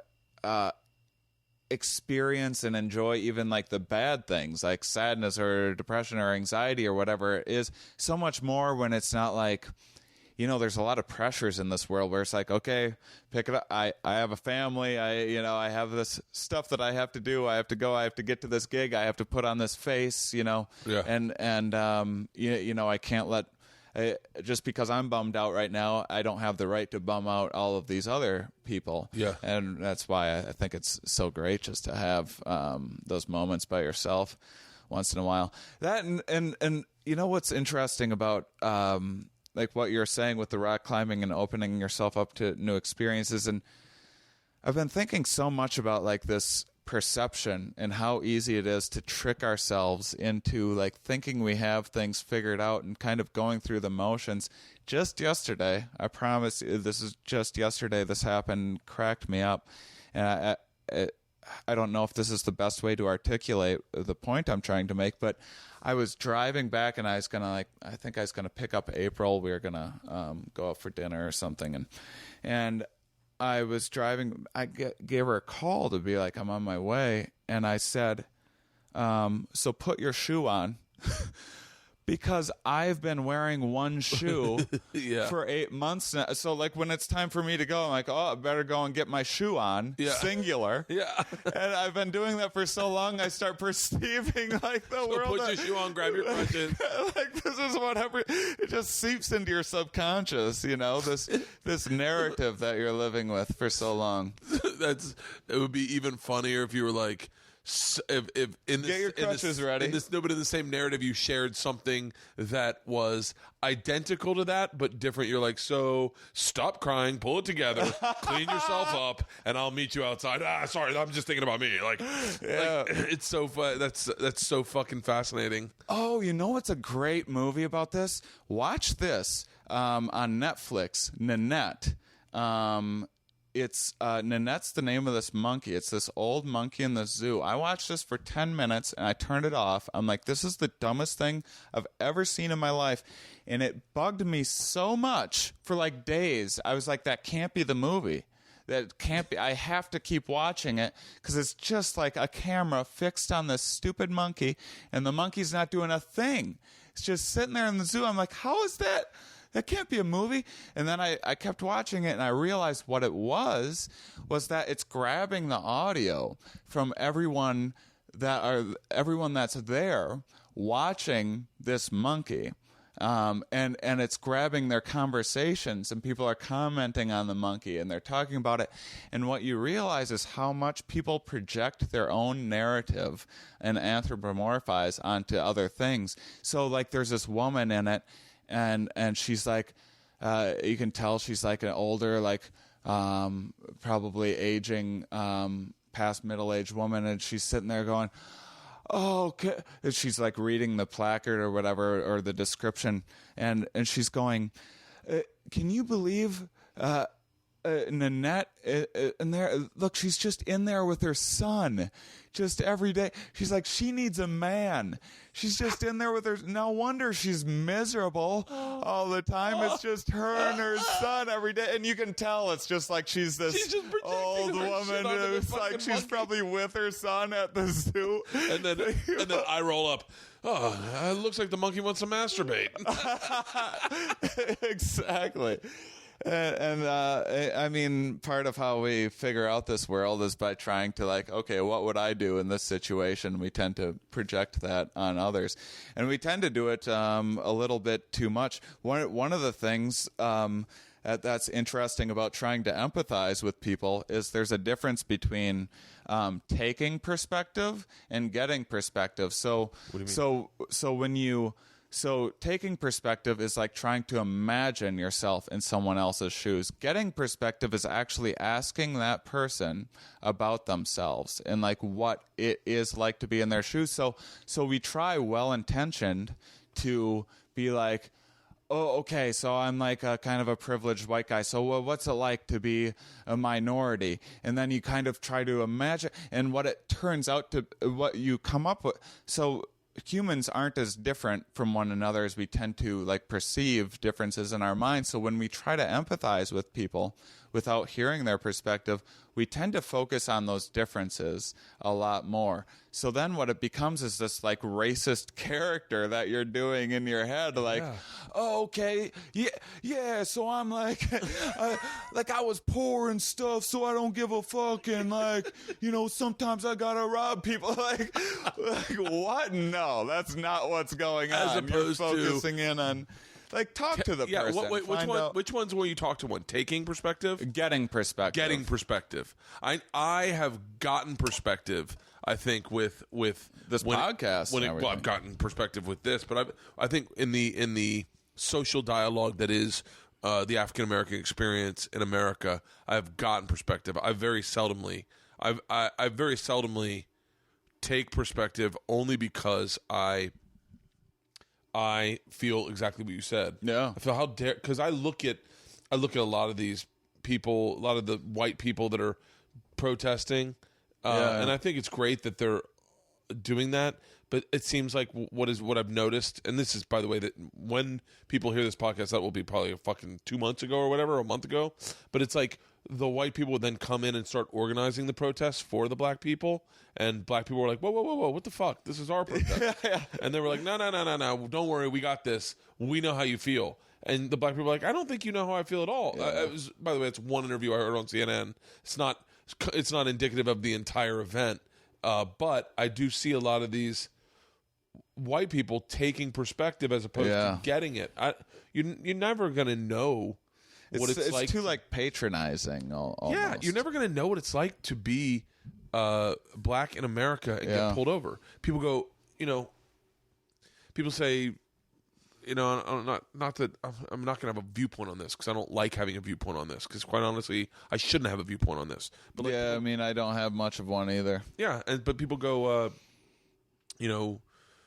well, this Michael Brown was too aggressive to the cop. Well, you don't know what it's like to be a fucking 6'5" black dude in the hood. Yeah, and what the dialogue between the cops very seldomly probably pull up to him and go, "Excuse me, sir." It's like, "Hey, my man," and or like there's a dialogue that I'm sure he's received before, and I'm not justifying anything he did. However, I won't even fucking imagine anything in my head until I have that guy tell me what it's like. Like, Yeah. I don't want to fucking go, well, if I well, it doesn't matter if I was. I'm Bert Kreischer. I walk around very polite, but that's me because I'm a coward and Right. I want people to I like don't me. think you're a coward, but I want people know to like that me. feeling. I definitely want people to like me. Yeah, I think the whole thing's a little bit unfortunate because I think like the conversation that we should be having about I think if people understood like the differences in the educational system, I think that's what people should be out in the street rioting about. I think that it's hard to make as much of a case when there's like criminal behavior, but there would have been easier cases to rally behind. Not that there. Yeah, you're very right. Not that there aren't. Not that it's not perfectly valid what people think. It's just like it would have been easier to make a case for a lot of other situations. You're very right about that. I definitely. I think there are things. I think there's. It would be great if, like, I'd love to have Malcolm Gladwell on the podcast. He's great. The guy's so fucking fascinating. Yeah. And he always seems to have, like, a very insightful perspective on things that is very honest based on numbers. Like, I used to have a joke. I'm not a racist. I'm an economist. Yeah. But I am not a racist. But I definitely know that whatever Malcolm Gladwell says, I usually agree with it. I would say 95% of the time I just go, I can't disagree with your research. Yeah. I would be an idiot if I said that whatever you researched about the abortion rates versus crime and poverty weren't reflective. I'd be an idiot. I'd be a moron. I believe in the economy of I could have been an economist in a different world. Right. I think that shit's fascinating. Yeah, oh, fuck. What was I just going to say? Fuck, I don't remember. I'll come back to it. But one of the things that another thing I've been thinking a lot about when talk about the difficulties of like understanding another human is it's like I feel like it's so hard just to understand myself. A lot of times I feel like we wear so many different hats.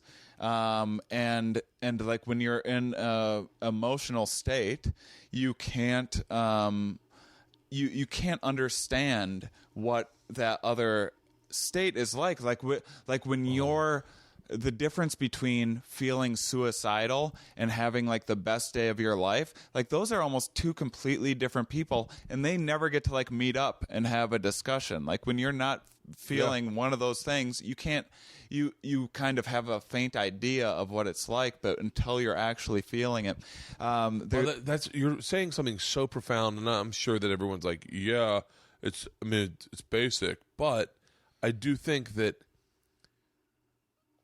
in a weird way, let's use Trayvon Martin as an example, but like, how dare anyone categorize that one guy, because he is equally as complex as I am. Right. And I could never categorize myself that way. Mm-hmm. I would never allow someone to categorize myself that way because I can go from, like you said, I have massive extremes. Fun, lighthearted, ticklish, and giddy to like morbid in a hotel in Paris going like, the fuck am I doing with my life? Mm-hmm. This is not, and panicky and sweaty and gagging because I want to throw up in the... And that is the and same when you're being. in it, that's the reality of. I mean, nothing seemed more clearer and right, and you can be like, you can even talk yourself out of it. Like, this is just. But my emotions run that gamut. They run that spectrum, and behaviors put upon me are going to find me in whatever place I'm in because I know that. Because I know that's me. Right. I go, I can't tell you how I'd act because I'm all over the fucking map. Well, how? And I know everyone. This is polarizing because everyone's like, well, Trayvon Martin should have. But I don't know what I would have fucking done. I don't know how I would have reacted. And how dare I say this is how he should have reacted. I don't fucking know where he was on his spectrum that evening. And he could have been in a horrible angle on that spectrum, in a horrible place, just that day. Or not even that day. Maybe George Zimmerman was in a somewhere on his spectrum. And people are so complex, and but yet people compartmentalize on CNN. Nancy Grace compartmentalizes so Nancy quickly. Grace is the fucking worst. I love watching her show. Really? I love she watching annoys her show. me so much. And then I do this all the time. When it goes to break, I play the role as stage supervisor on the Nancy Grace show. And I visualize this, me walking up to the desk going, Nancy, you got him on the ropes this time. Keep going. Yeah. And then just getting in her head and her going, I do. You're right. This poor woman last night, I mean, once again, I don't have no fucking dog in any fight, is talking about Bill Cosby. She's saying that she was it's a dancer, and I'm not sure if my things are accurate, but she was saying she was drugged by Bill Cosby. And the woman, and then Nancy Grace says, and did you ever want to tell anyone you had been raped by him? And she said, well, I wasn't raped by him. She said, well, you don't know that. And the woman said, no, but I just was drugged. I was not raped. And Nancy goes, and cut her off. And I went, hold on, Nancy, you're not allowed to fucking put your own narrative in what the woman's saying. Apparently, from what the stats look like, Bill Cosby is not the safest dude to be around past 6 p.m. Like, that's what it looks like me, from my perspective. It's that old thing. I got, right when Leanne dumped me, I went to get a haircut from this guy named Boyd. He was a fucking amazing dude. A little bit, I think he had some substance problems. He had a great fucking hair styling place over in Hollywood. And he definitely dealt with heroin addiction. He was open and honest about that. But he used to cut my hair with a razor blade, like a straight razor. Mm-hmm. He'd just slice it. Yeah. And I said something. I said, I don't know, man. Maybe I should stop drinking. He goes, well, this is serious. He's like, do you have a problem? I go, I don't think so. He goes, how many people have told you had a problem in your life? I said, 2. And he said, 2 people. I said, yeah. And he goes, that's really important. I said, why? He goes, well, one person says you have a problem with substance abuse, then fuck them. Fuck them. 2 people tell you have a problem with substance, fuck them. They're ganging up on you. No. And then I go, really? He goes, yeah, look at it this way. He goes, 1 person tells you have a tail, fuck them. 2 people tell you have a tail, fuck them. 3 people tell you have a tail, turn around. Yeah. And I love that analogy. And I was like, oh, yeah. So until that 3rd person shows up, I'm still fucking drinking. That's the way my brain worked. Yeah. But I don't know how we got on this. Oh, well, I mean, it's the tail thing. It's like 18 women show up saying they've been drugged and assaulted by Bill Cosby. I mean, it's always those super clean comics. You always like what Bill Cosby is doing is nothing compared to what Jeff Dunham's doing to those puppets. You know.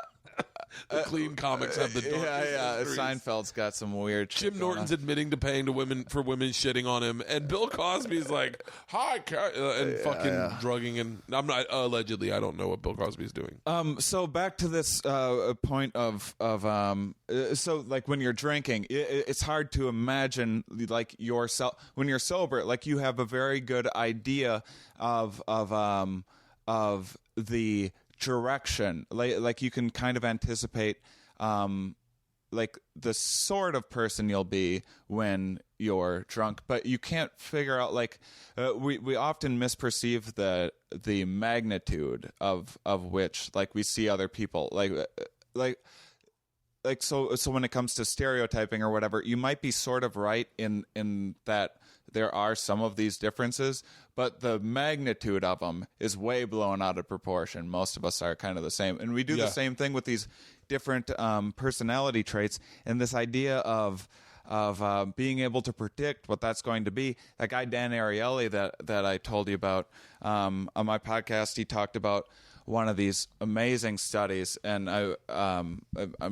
just going to tell this one just so we can get a quick chuckle. And it'll be good at illustrating the point. So he it's just about how we can be primed in different ways. What he did was he had people fill out different moral standard. They're like, rate yourself 1 to 10. How likely would you be to sleep with someone on the first date, sleep with someone, have unprotected sex? How likely would you be to have sex with someone that's had a few too many drinks? Like, starting from like some stuff that's, one night stand, that's not really morally, all the way to like having sex with a dog or whatever. Yeah. Like all sorts of things. And men would fill out kind of like what you would expect, not nothing too crazy, just kind of what you would predict. Can be a little shady here and there sometimes, but nothing too crazy. Well, Then what they did was they had another group of people that would be in front of, and they got them like laptops covered in plastic and everything, and they would show them porn on this laptop, and these questions would come up during the porn when you have an erection, when you've been primed for mating, and they'd have guys like masturbating themselves. Basically, they'd be like, press this button, like 1 through 10, like how turn 1 is like flaccid, 10 is coming, like. So guys count up like 1, 2, 3, 4 as they're jerking it, right? Yeah. And then they get to like 8 or 9, and they go stop, and they have them fill out this survey with like blue balls essentially, and every guy's like, yeah, I'll fuck whatever, like give me. And you can't. The point is you can't anticipate like the choices that you'll make in that moment because you think you know how you'll behave, but yeah. But the way that your brain can be primed and pulled, and when you are like, I always go back to, and I feel like I've never been, more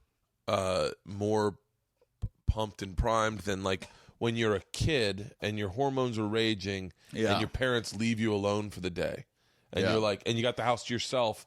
And everyone's gone. And as they're like, are you good here by yourself? In your head, you're like, oh, as soon as everyone leaves, I'm masturbating. like the second they leave. And you're literally, like, as they're walking around the house, you're like, get the fuck out of here. Yeah, everyone get the fuck out. And your body's getting pumped and primed. And then when they leave, that panic. And this sounds so weird, but like that just like, I want to put my dick in something brand new, like a cantaloupe, or like just in your head, you're like, I wish there was something. I wish there, like the concept of having sex was like so foreign to you because you were young, but you're like, I need more than just my hand. I need something. I need Vaseline. What's the best Vaseline I can get? Like that. Yeah. I mean, it's interesting. Thank God I never got to that point. It was like, fuck it, the dog. Yeah. Like, come here, Arthur, get over here. Give him something to chew on the front. I'll just take care of the back or what. Like I'm so glad that my brain does not. But there are people who I'm sure. Well, when you're how can you not grow out on a farm and you're just like like it's 1920 and you live 100 miles from anybody. Do you blame the guy for fucking a sheep? Yeah, it's tough to say. I mean, until you're in that moment. I mean, when you haven't been laid for, I've been. It sounds very weird to say, but I've been trying to experiment with just like, I guess being celibate is what you'd call it. Just like, just taking a break. I don't want to date. I don't want to do anything.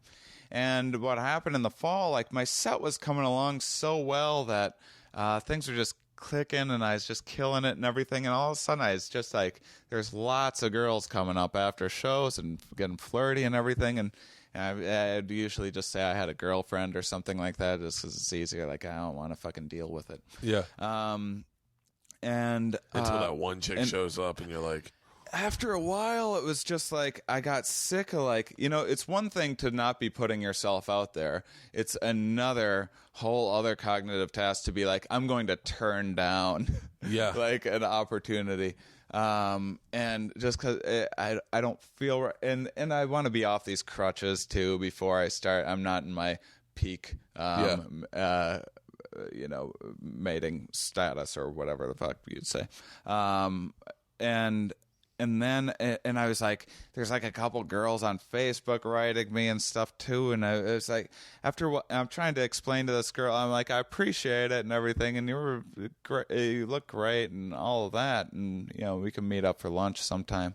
But I'm trying to explain like why I'm not taking a part of this mating thing because I think it's all a fucking a bunch of tricks and it is a bunch of tricks and like the anticipation of a relationship is way better than like what the relationship ends up being oftentimes. I mean, it's different like having a family and everything else, but for someone of a relationship is, you're completely right. It is. I'll correlate it to making a TV show. The development of making a sitcom is a lot more fun than the actual shooting of a sitcom. Right. The shooting of a sitcom, there's so much letdown. You're just like, I know. I loved the idea of talking about what we do. I know. And now we're here, and I guess we're just making it. Ah, fuck. We build everything up way too much in our minds. There's a great quote I heard the other day, and it's a bit cynical and everything, but the relationship is the price you pay for the anticipation of the relationship.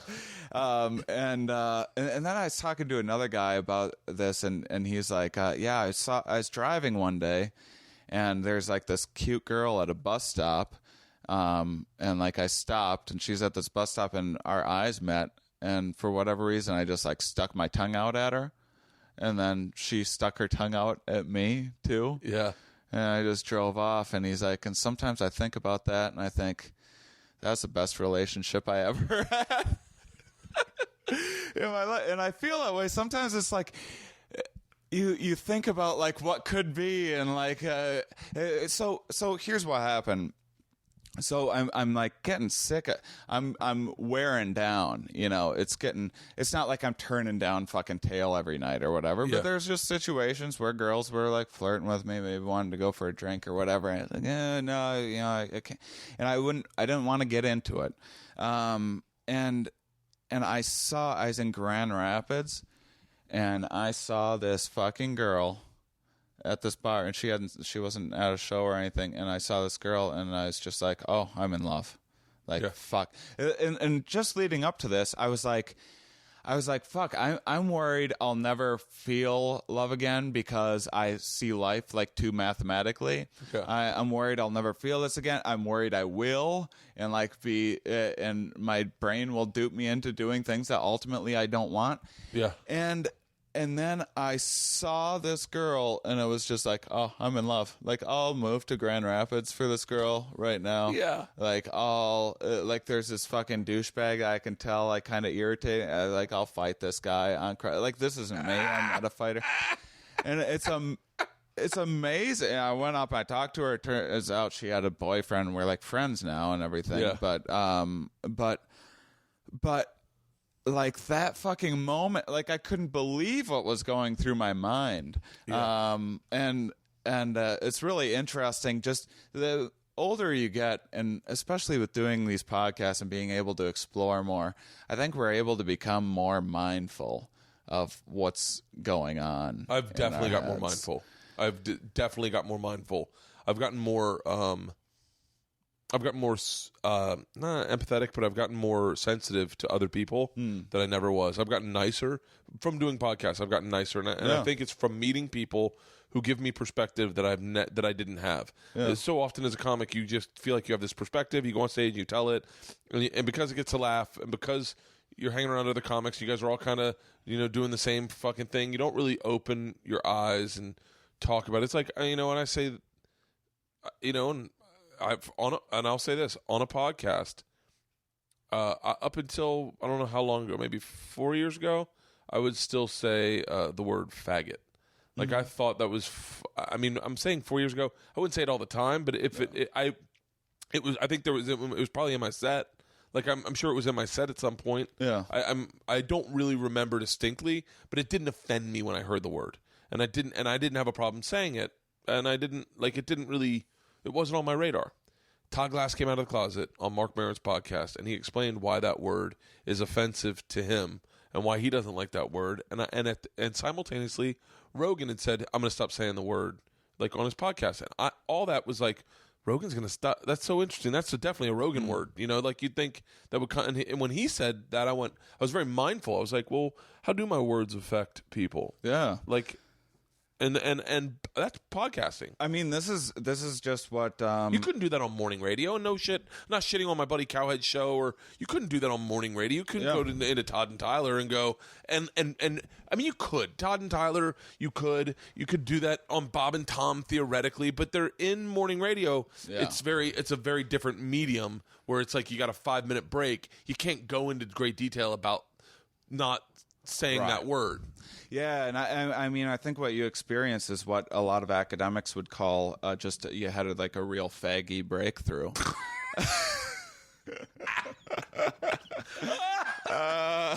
You know what I had said to someone? That sadly, with that word specifically, because it's been out of the vernacular for like out of the collective unconscious for the past say 4 years. Sadly, they've kind of aged it like a fine wine. So when you do hear it, I mean, I did use that word for the majority of my life. So when you do hear it, a guy say it, ironically, at the perfect time in a party, it's 10 million times funnier. Oh yeah, like you're like, holy shit! But if you heard someone say it, like it's like listening to like John Mulaney do like old timey. He uses like a lot of old timey words, and it's just like funny to hear. Yeah, you know? yeah. But it's. I feel like that word. Someone said it. I forget how they said it, but they said it at a dinner party the day I got back from Vietnam. And but just like you did it right there. They've aged it so you don't expect the word anymore, which makes comedy. When you don't expect something and it shows up, that's when it's fucking at its funniest. Yeah, I mean, I'm looking forward to a world where we aren't, discriminating each other based on our differences, because I think differences. I mean, right now we're going through these PC growing pains where it's like, hey, we can't treat each other like we're different and everything, and that's because in our society, when you treat someone differently, what you're saying is one is better than the other. Yeah. And instead, we should be talking about our differences and like this is what enriches our lives. This is part of how we're got so here. far removed, I believe, from this plantation owner white person. Yeah. I mean, I do not see a difference between like me and my buddy Omar. Like we're both dads. We're both in this business. We're both trying to make a living. And when we go drink, I don't think race comes up at all. Like he called me the other night. Omar's a cookie on Ray Donovan. He's in the new Selma movie. He was on Eastbound and Down. He's on my podcast. He's a good friend of mine. And he called me up the other night. He's like, are you in LA? And I texted me, and I texted him back. I go, yeah, you? He's like, I'm at Pat's drinking. And I was like, I'll be there in 5. And so I go over, and in a weird way, I was certain he was going to be with all black dudes because all his friends are black. I didn't think of that walking over there. And when I sat down with him, I didn't bring that up once. I didn't talk. The fact that I'm talking about it now maybe is a little racist, but we're so far removed from what what is, and what's so funny about that whole interaction? Like we hung out all night. We hung out until like 2 a.m, and they were playing old school hip hop on the DJ was playing old school hip hop, and I am a hip hop aficionado, and if you tell me I'm into hip hop, I go, I'm really into hip hop. Like I've been into hip hop since day one. I've listened to all of it, and I'm a sommelier of hip hop. I know good hip-hop. I've been getting into some really weird stuff lately. I almost gave up on hip hop, and then I got into this stuff that's like really opened my eyes to like what is that, the Minnesota? No, this Deltron 3030. No, you ever heard of it? It's this dude. He's the rapper. He's best known for he's on the Gorillaz song Clint Eastwood. Yeah. Someone just sent that to me. Someone just sent that to me the other day, and was like, "Oh, I was talking about listening to music, spinning out," and someone's like, "I think they sent me that exactly."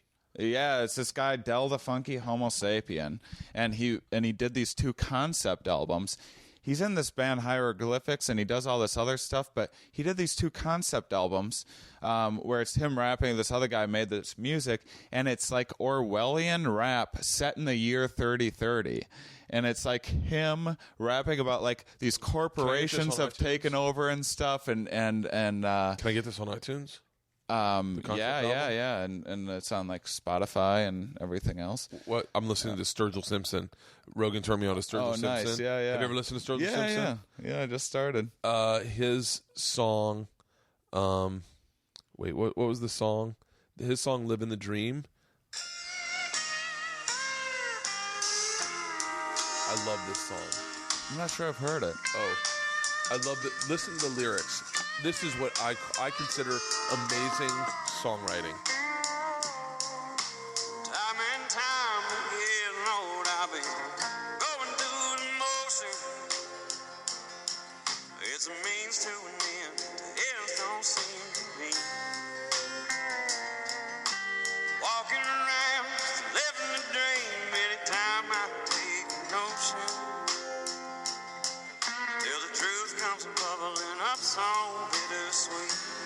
I just love. There's no point getting down. Baby, You ain't living the dream.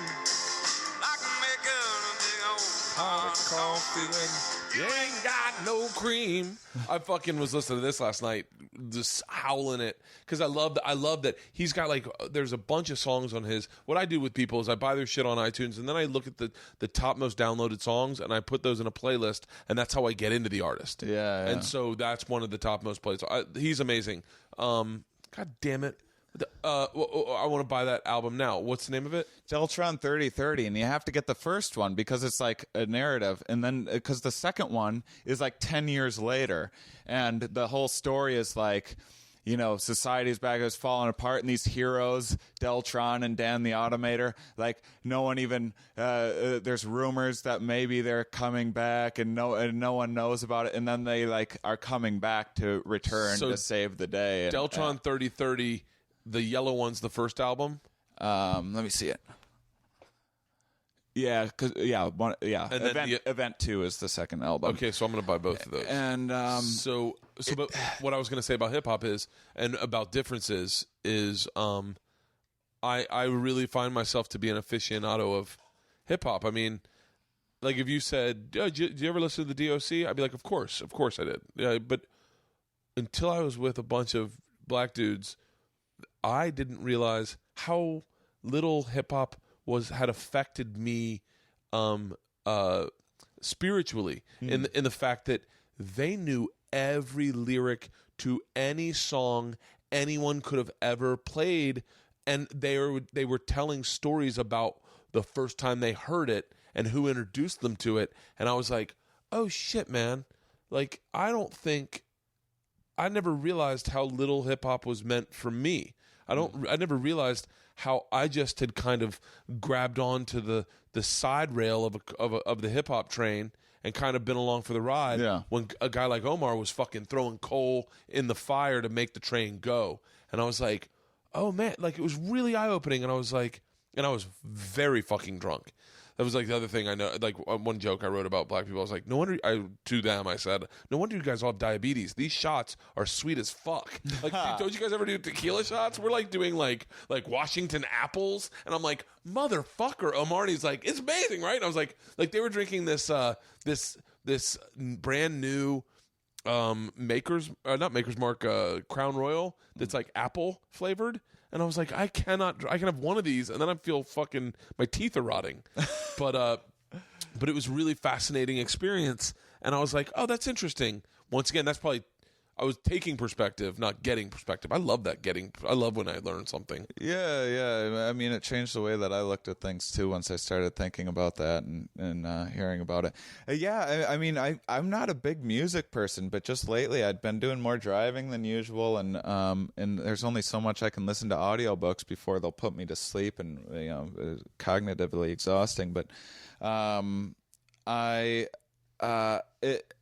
hip hop's cool because it's like a lot of it's very kind of straightforward and very like real. Like I Nirvana was my first love, but Kurt Cobain, he would say like something really profound in one sentence, and then the next sentence it'd just be like, here's a whole bunch of nonsense because fuck you, you don't get to predict where my brain's coming from. Yeah, the interpretation of what Nirvana was.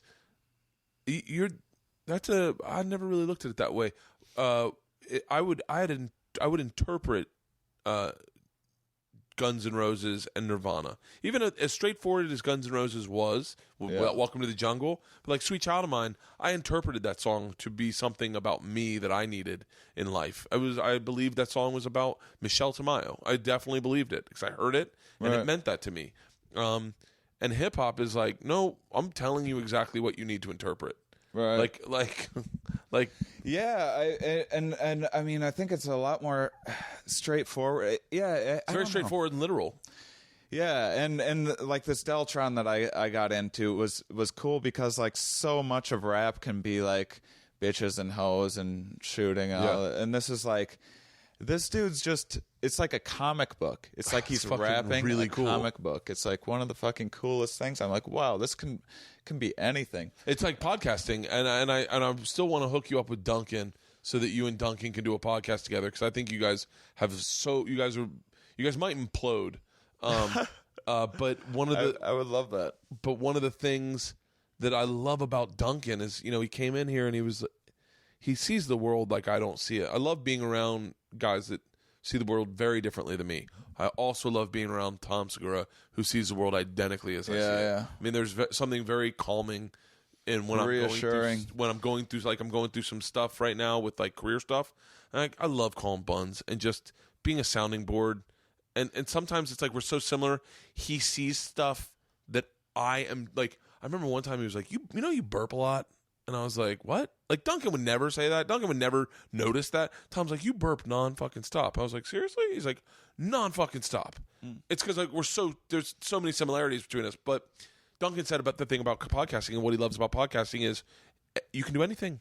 There's sky's the limit. You could do anything. That Deltron 3030, you could do something identical to that. Look at Nightingale, something at the Nightingale. Have you listened to that? No. It's the number one rated podcast probably in history. Welcome to Night Vale. What's the concept? Write it for your next. Just start listening. All right. I have it's set in the future. I think post Armageddon, and it's all the news clippings. It's like, hi, Nightingale, welcome back.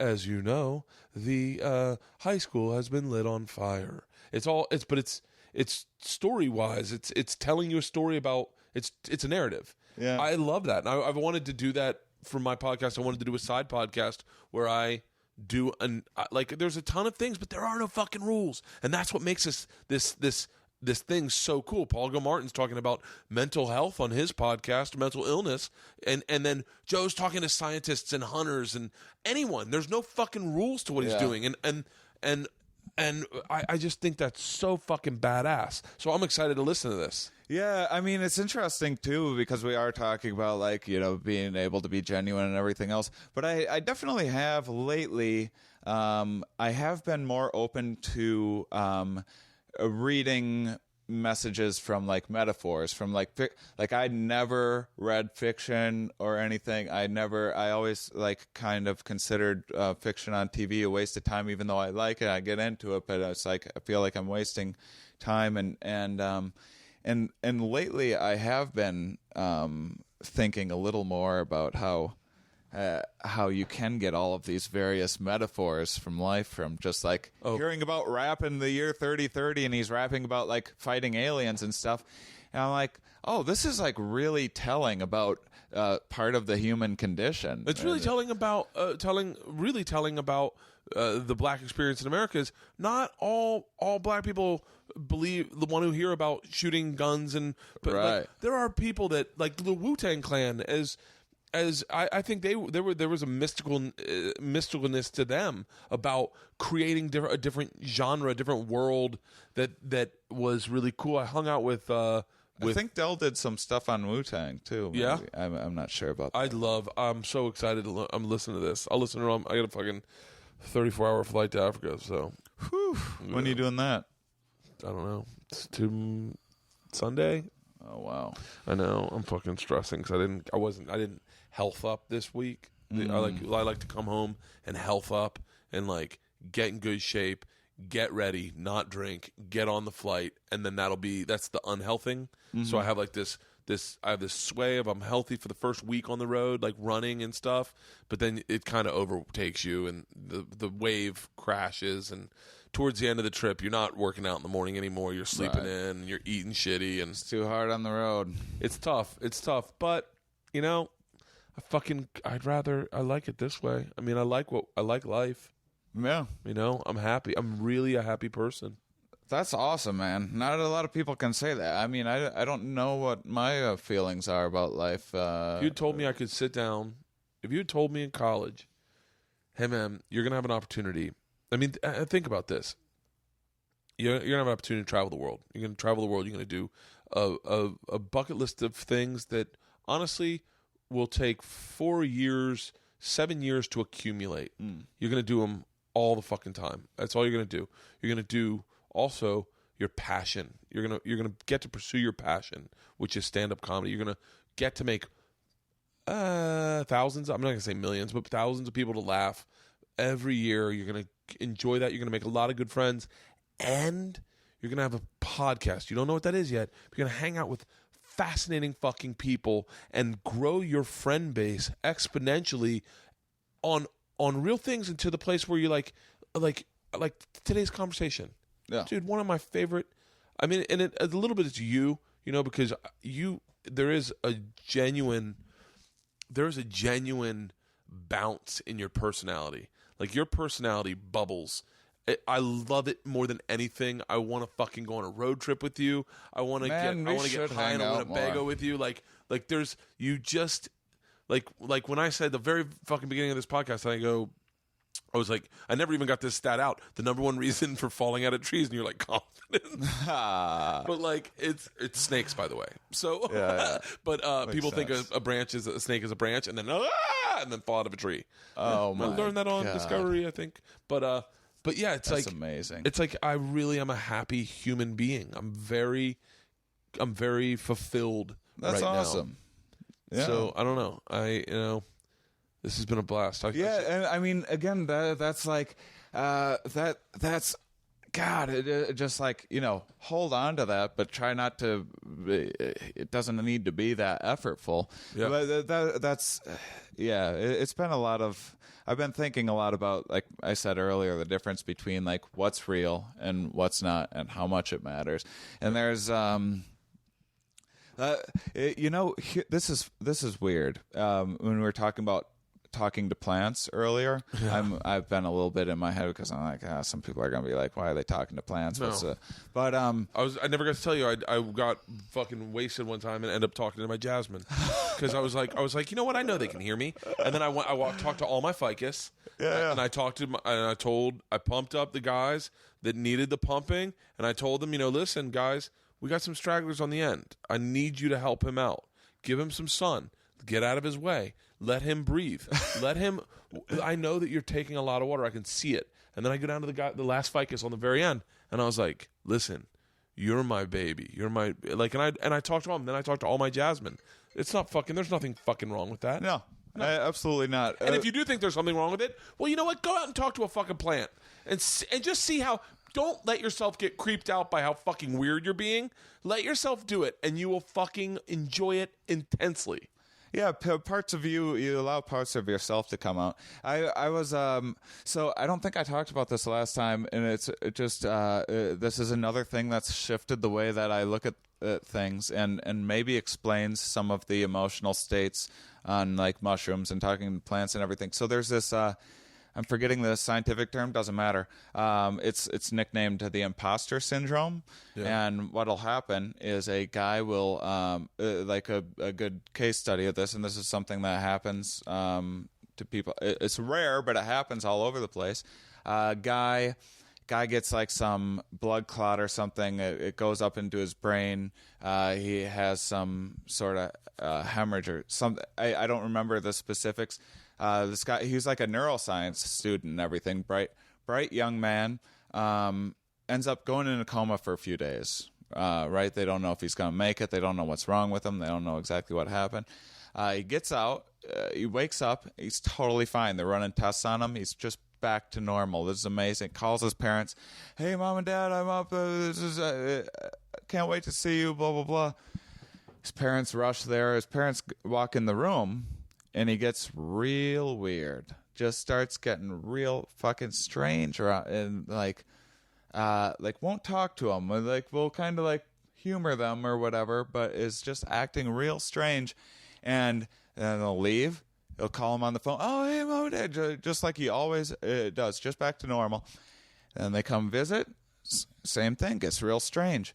Eventually, he confides in the doctor. He goes, I know this sounds crazy, but those people that you saw, they aren't my parents.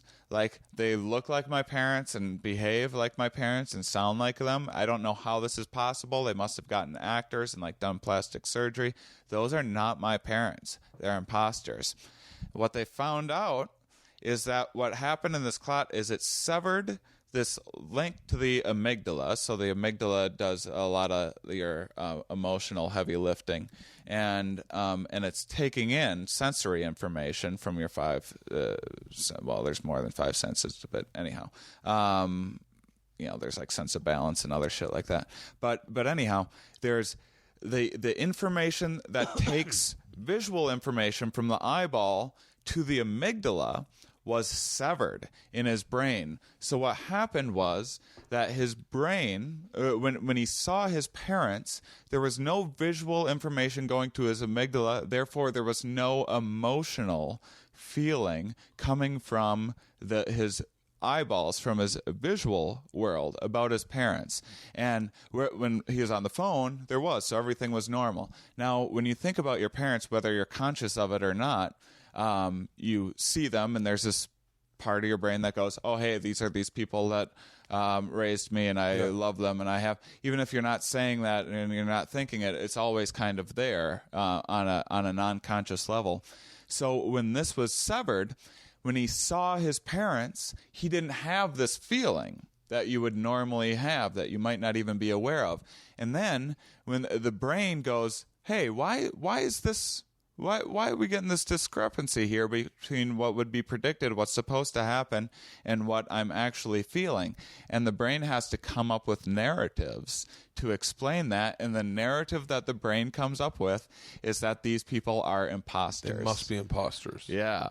And now this guy was like way into art. Now he doesn't feel anything like when he looks at art and everything. Oh fuck. So this is like a kind of a well-studied thing. Well, this is what I came up with, and this isn't well-studied. This is just me, just like taking wild stabs at life. But so when you're on psychedelics or in various states or alcohol or anything else, imagine if the opposite happened. Imagine if the connections with the amygdala got stronger because chemically induced or whatever else. All of a sudden you're on psychedelics and it's like, oh, it's like everything's connected and I love this. Everything you see, you would have that strong emotional, like the same feeling you would have for family.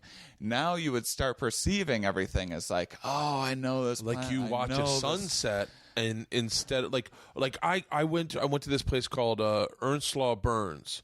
It's in New Zealand. The most beautiful thing I've ever seen in my entire life. It is. I put that down as one of the most beautiful things I've ever seen in my entire life. Right. Where I just kept looking up, going, and everyone was crying. Everyone was like, "This is gorgeous." Everyone was crying, and I want that connection to be stronger, so that when I see that, I feel more love. Absolutely. And that's like the exact point that I'm trying to make about like, so is that real? There's an argument that could be made that says no, that like on an existential level, that's not real. But is it important that it's not real? Like your children are parasites. Like children have this pay a very high cost on take a very big toll on an individual organism, and our brains have to be set up and wired to get all these different cues. There's like interesting. That's fascinating. So like a child is basically sucking life out of you. It needs to. It's taking time, money.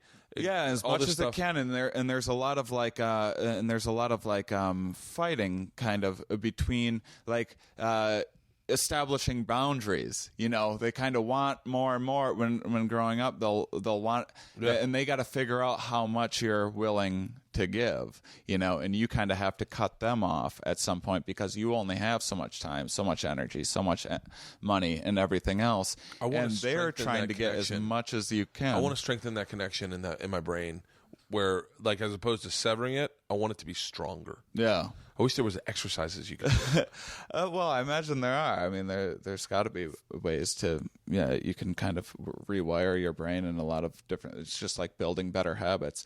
But the point is like, you know, who cares if your children are parasitic. Like, you still get to have this amazing, like, one of the things that makes life worth living is this amazing chemical reaction that we call love, and giving this your bonding. child chocolate for the first time and watching the look on your face. Yeah, so much fun. And is any of that real? I don't know. I remember I did it to Georgia. I gave Georgia chocolate for the first time. Yeah, it was just me and her, and I gave it to her, and she went, like, her eyes lit up. And then how old was she? Oh, I'm gonna say, I'm sure there's a time when you're not allowed to give it to them because it might kill them, but I want to say maybe like 2. Yeah. And I know where we were, but I don't know how old she was because we were still in the downstairs apartment. Okay. But and I remember she lit up, and I told Leanne about it. And Leanne's like, "Why would you do that without me?" Yeah. I was like, "What do you mean?" She was like, "I wanted to be there when she eats. Like, I want to be there when she gets to do these things for the first time." And Leanne gave her ice cream for the first time. I was like, "Wait, I wanted to fucking see that. I want to see that." So with Isla, we were very cognizant to. Like, we definitely. I was there when she had jalapenos for the first time. That was fucking hilarious. I was like, "Did I eat poison?" I was like, "No, I told you not to fucking touch those." Yeah, but it is. But, like, objectively speaking, when you're detached, if you're like, hey, Shane, quick, make an hour drive over to my place. I'm gonna give my kid tofu for the first time. You got to see it. I'm like, sorry, man.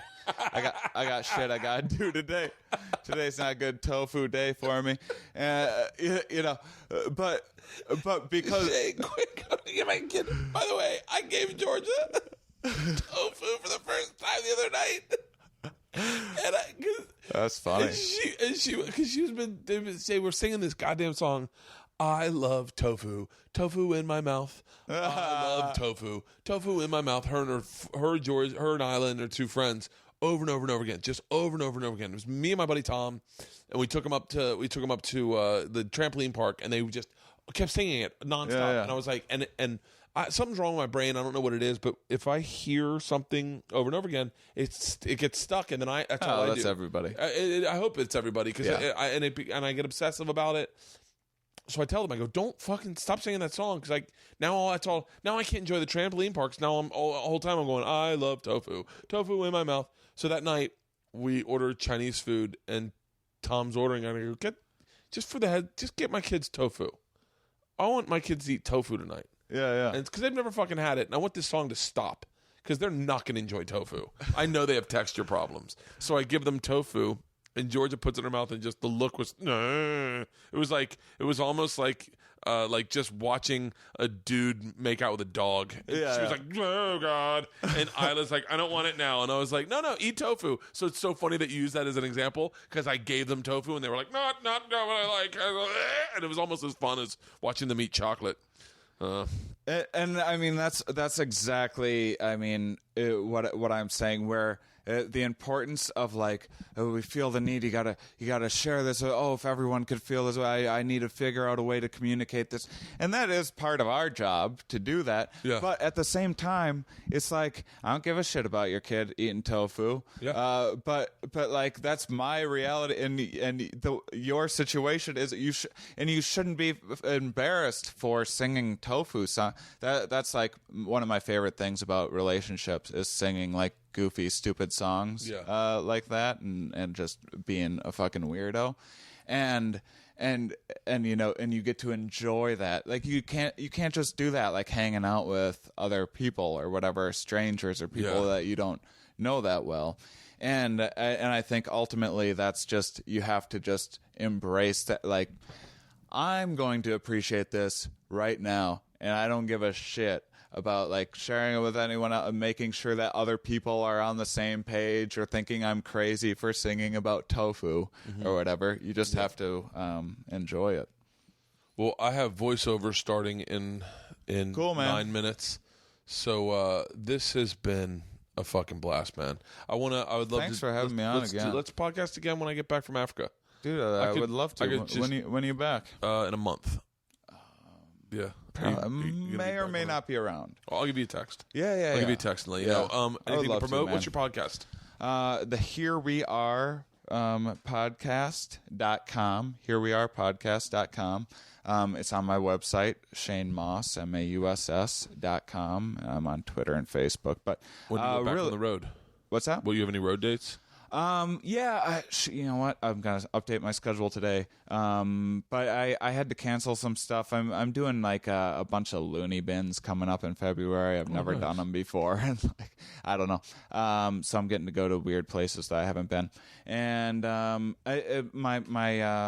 recording my next album in Madison, April 2nd through 4. So I mean, I guess that would be the big thing that I'd want to plug. Everyone go out, support Shane, check out his podcast, rate, review, and subscribe to it. Subscribe to it, rate, review it.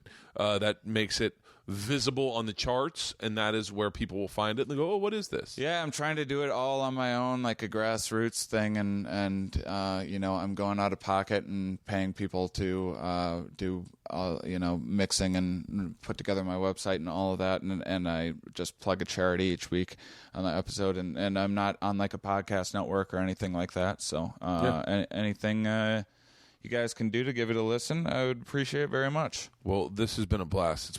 It's been probably it is. I always have memorable podcasts with you. Definitively now, because this is the first time I've ever cried on a podcast. And man, that was I'm really happy that you shared that. It was a good time, man. Thank you. I appreciate it.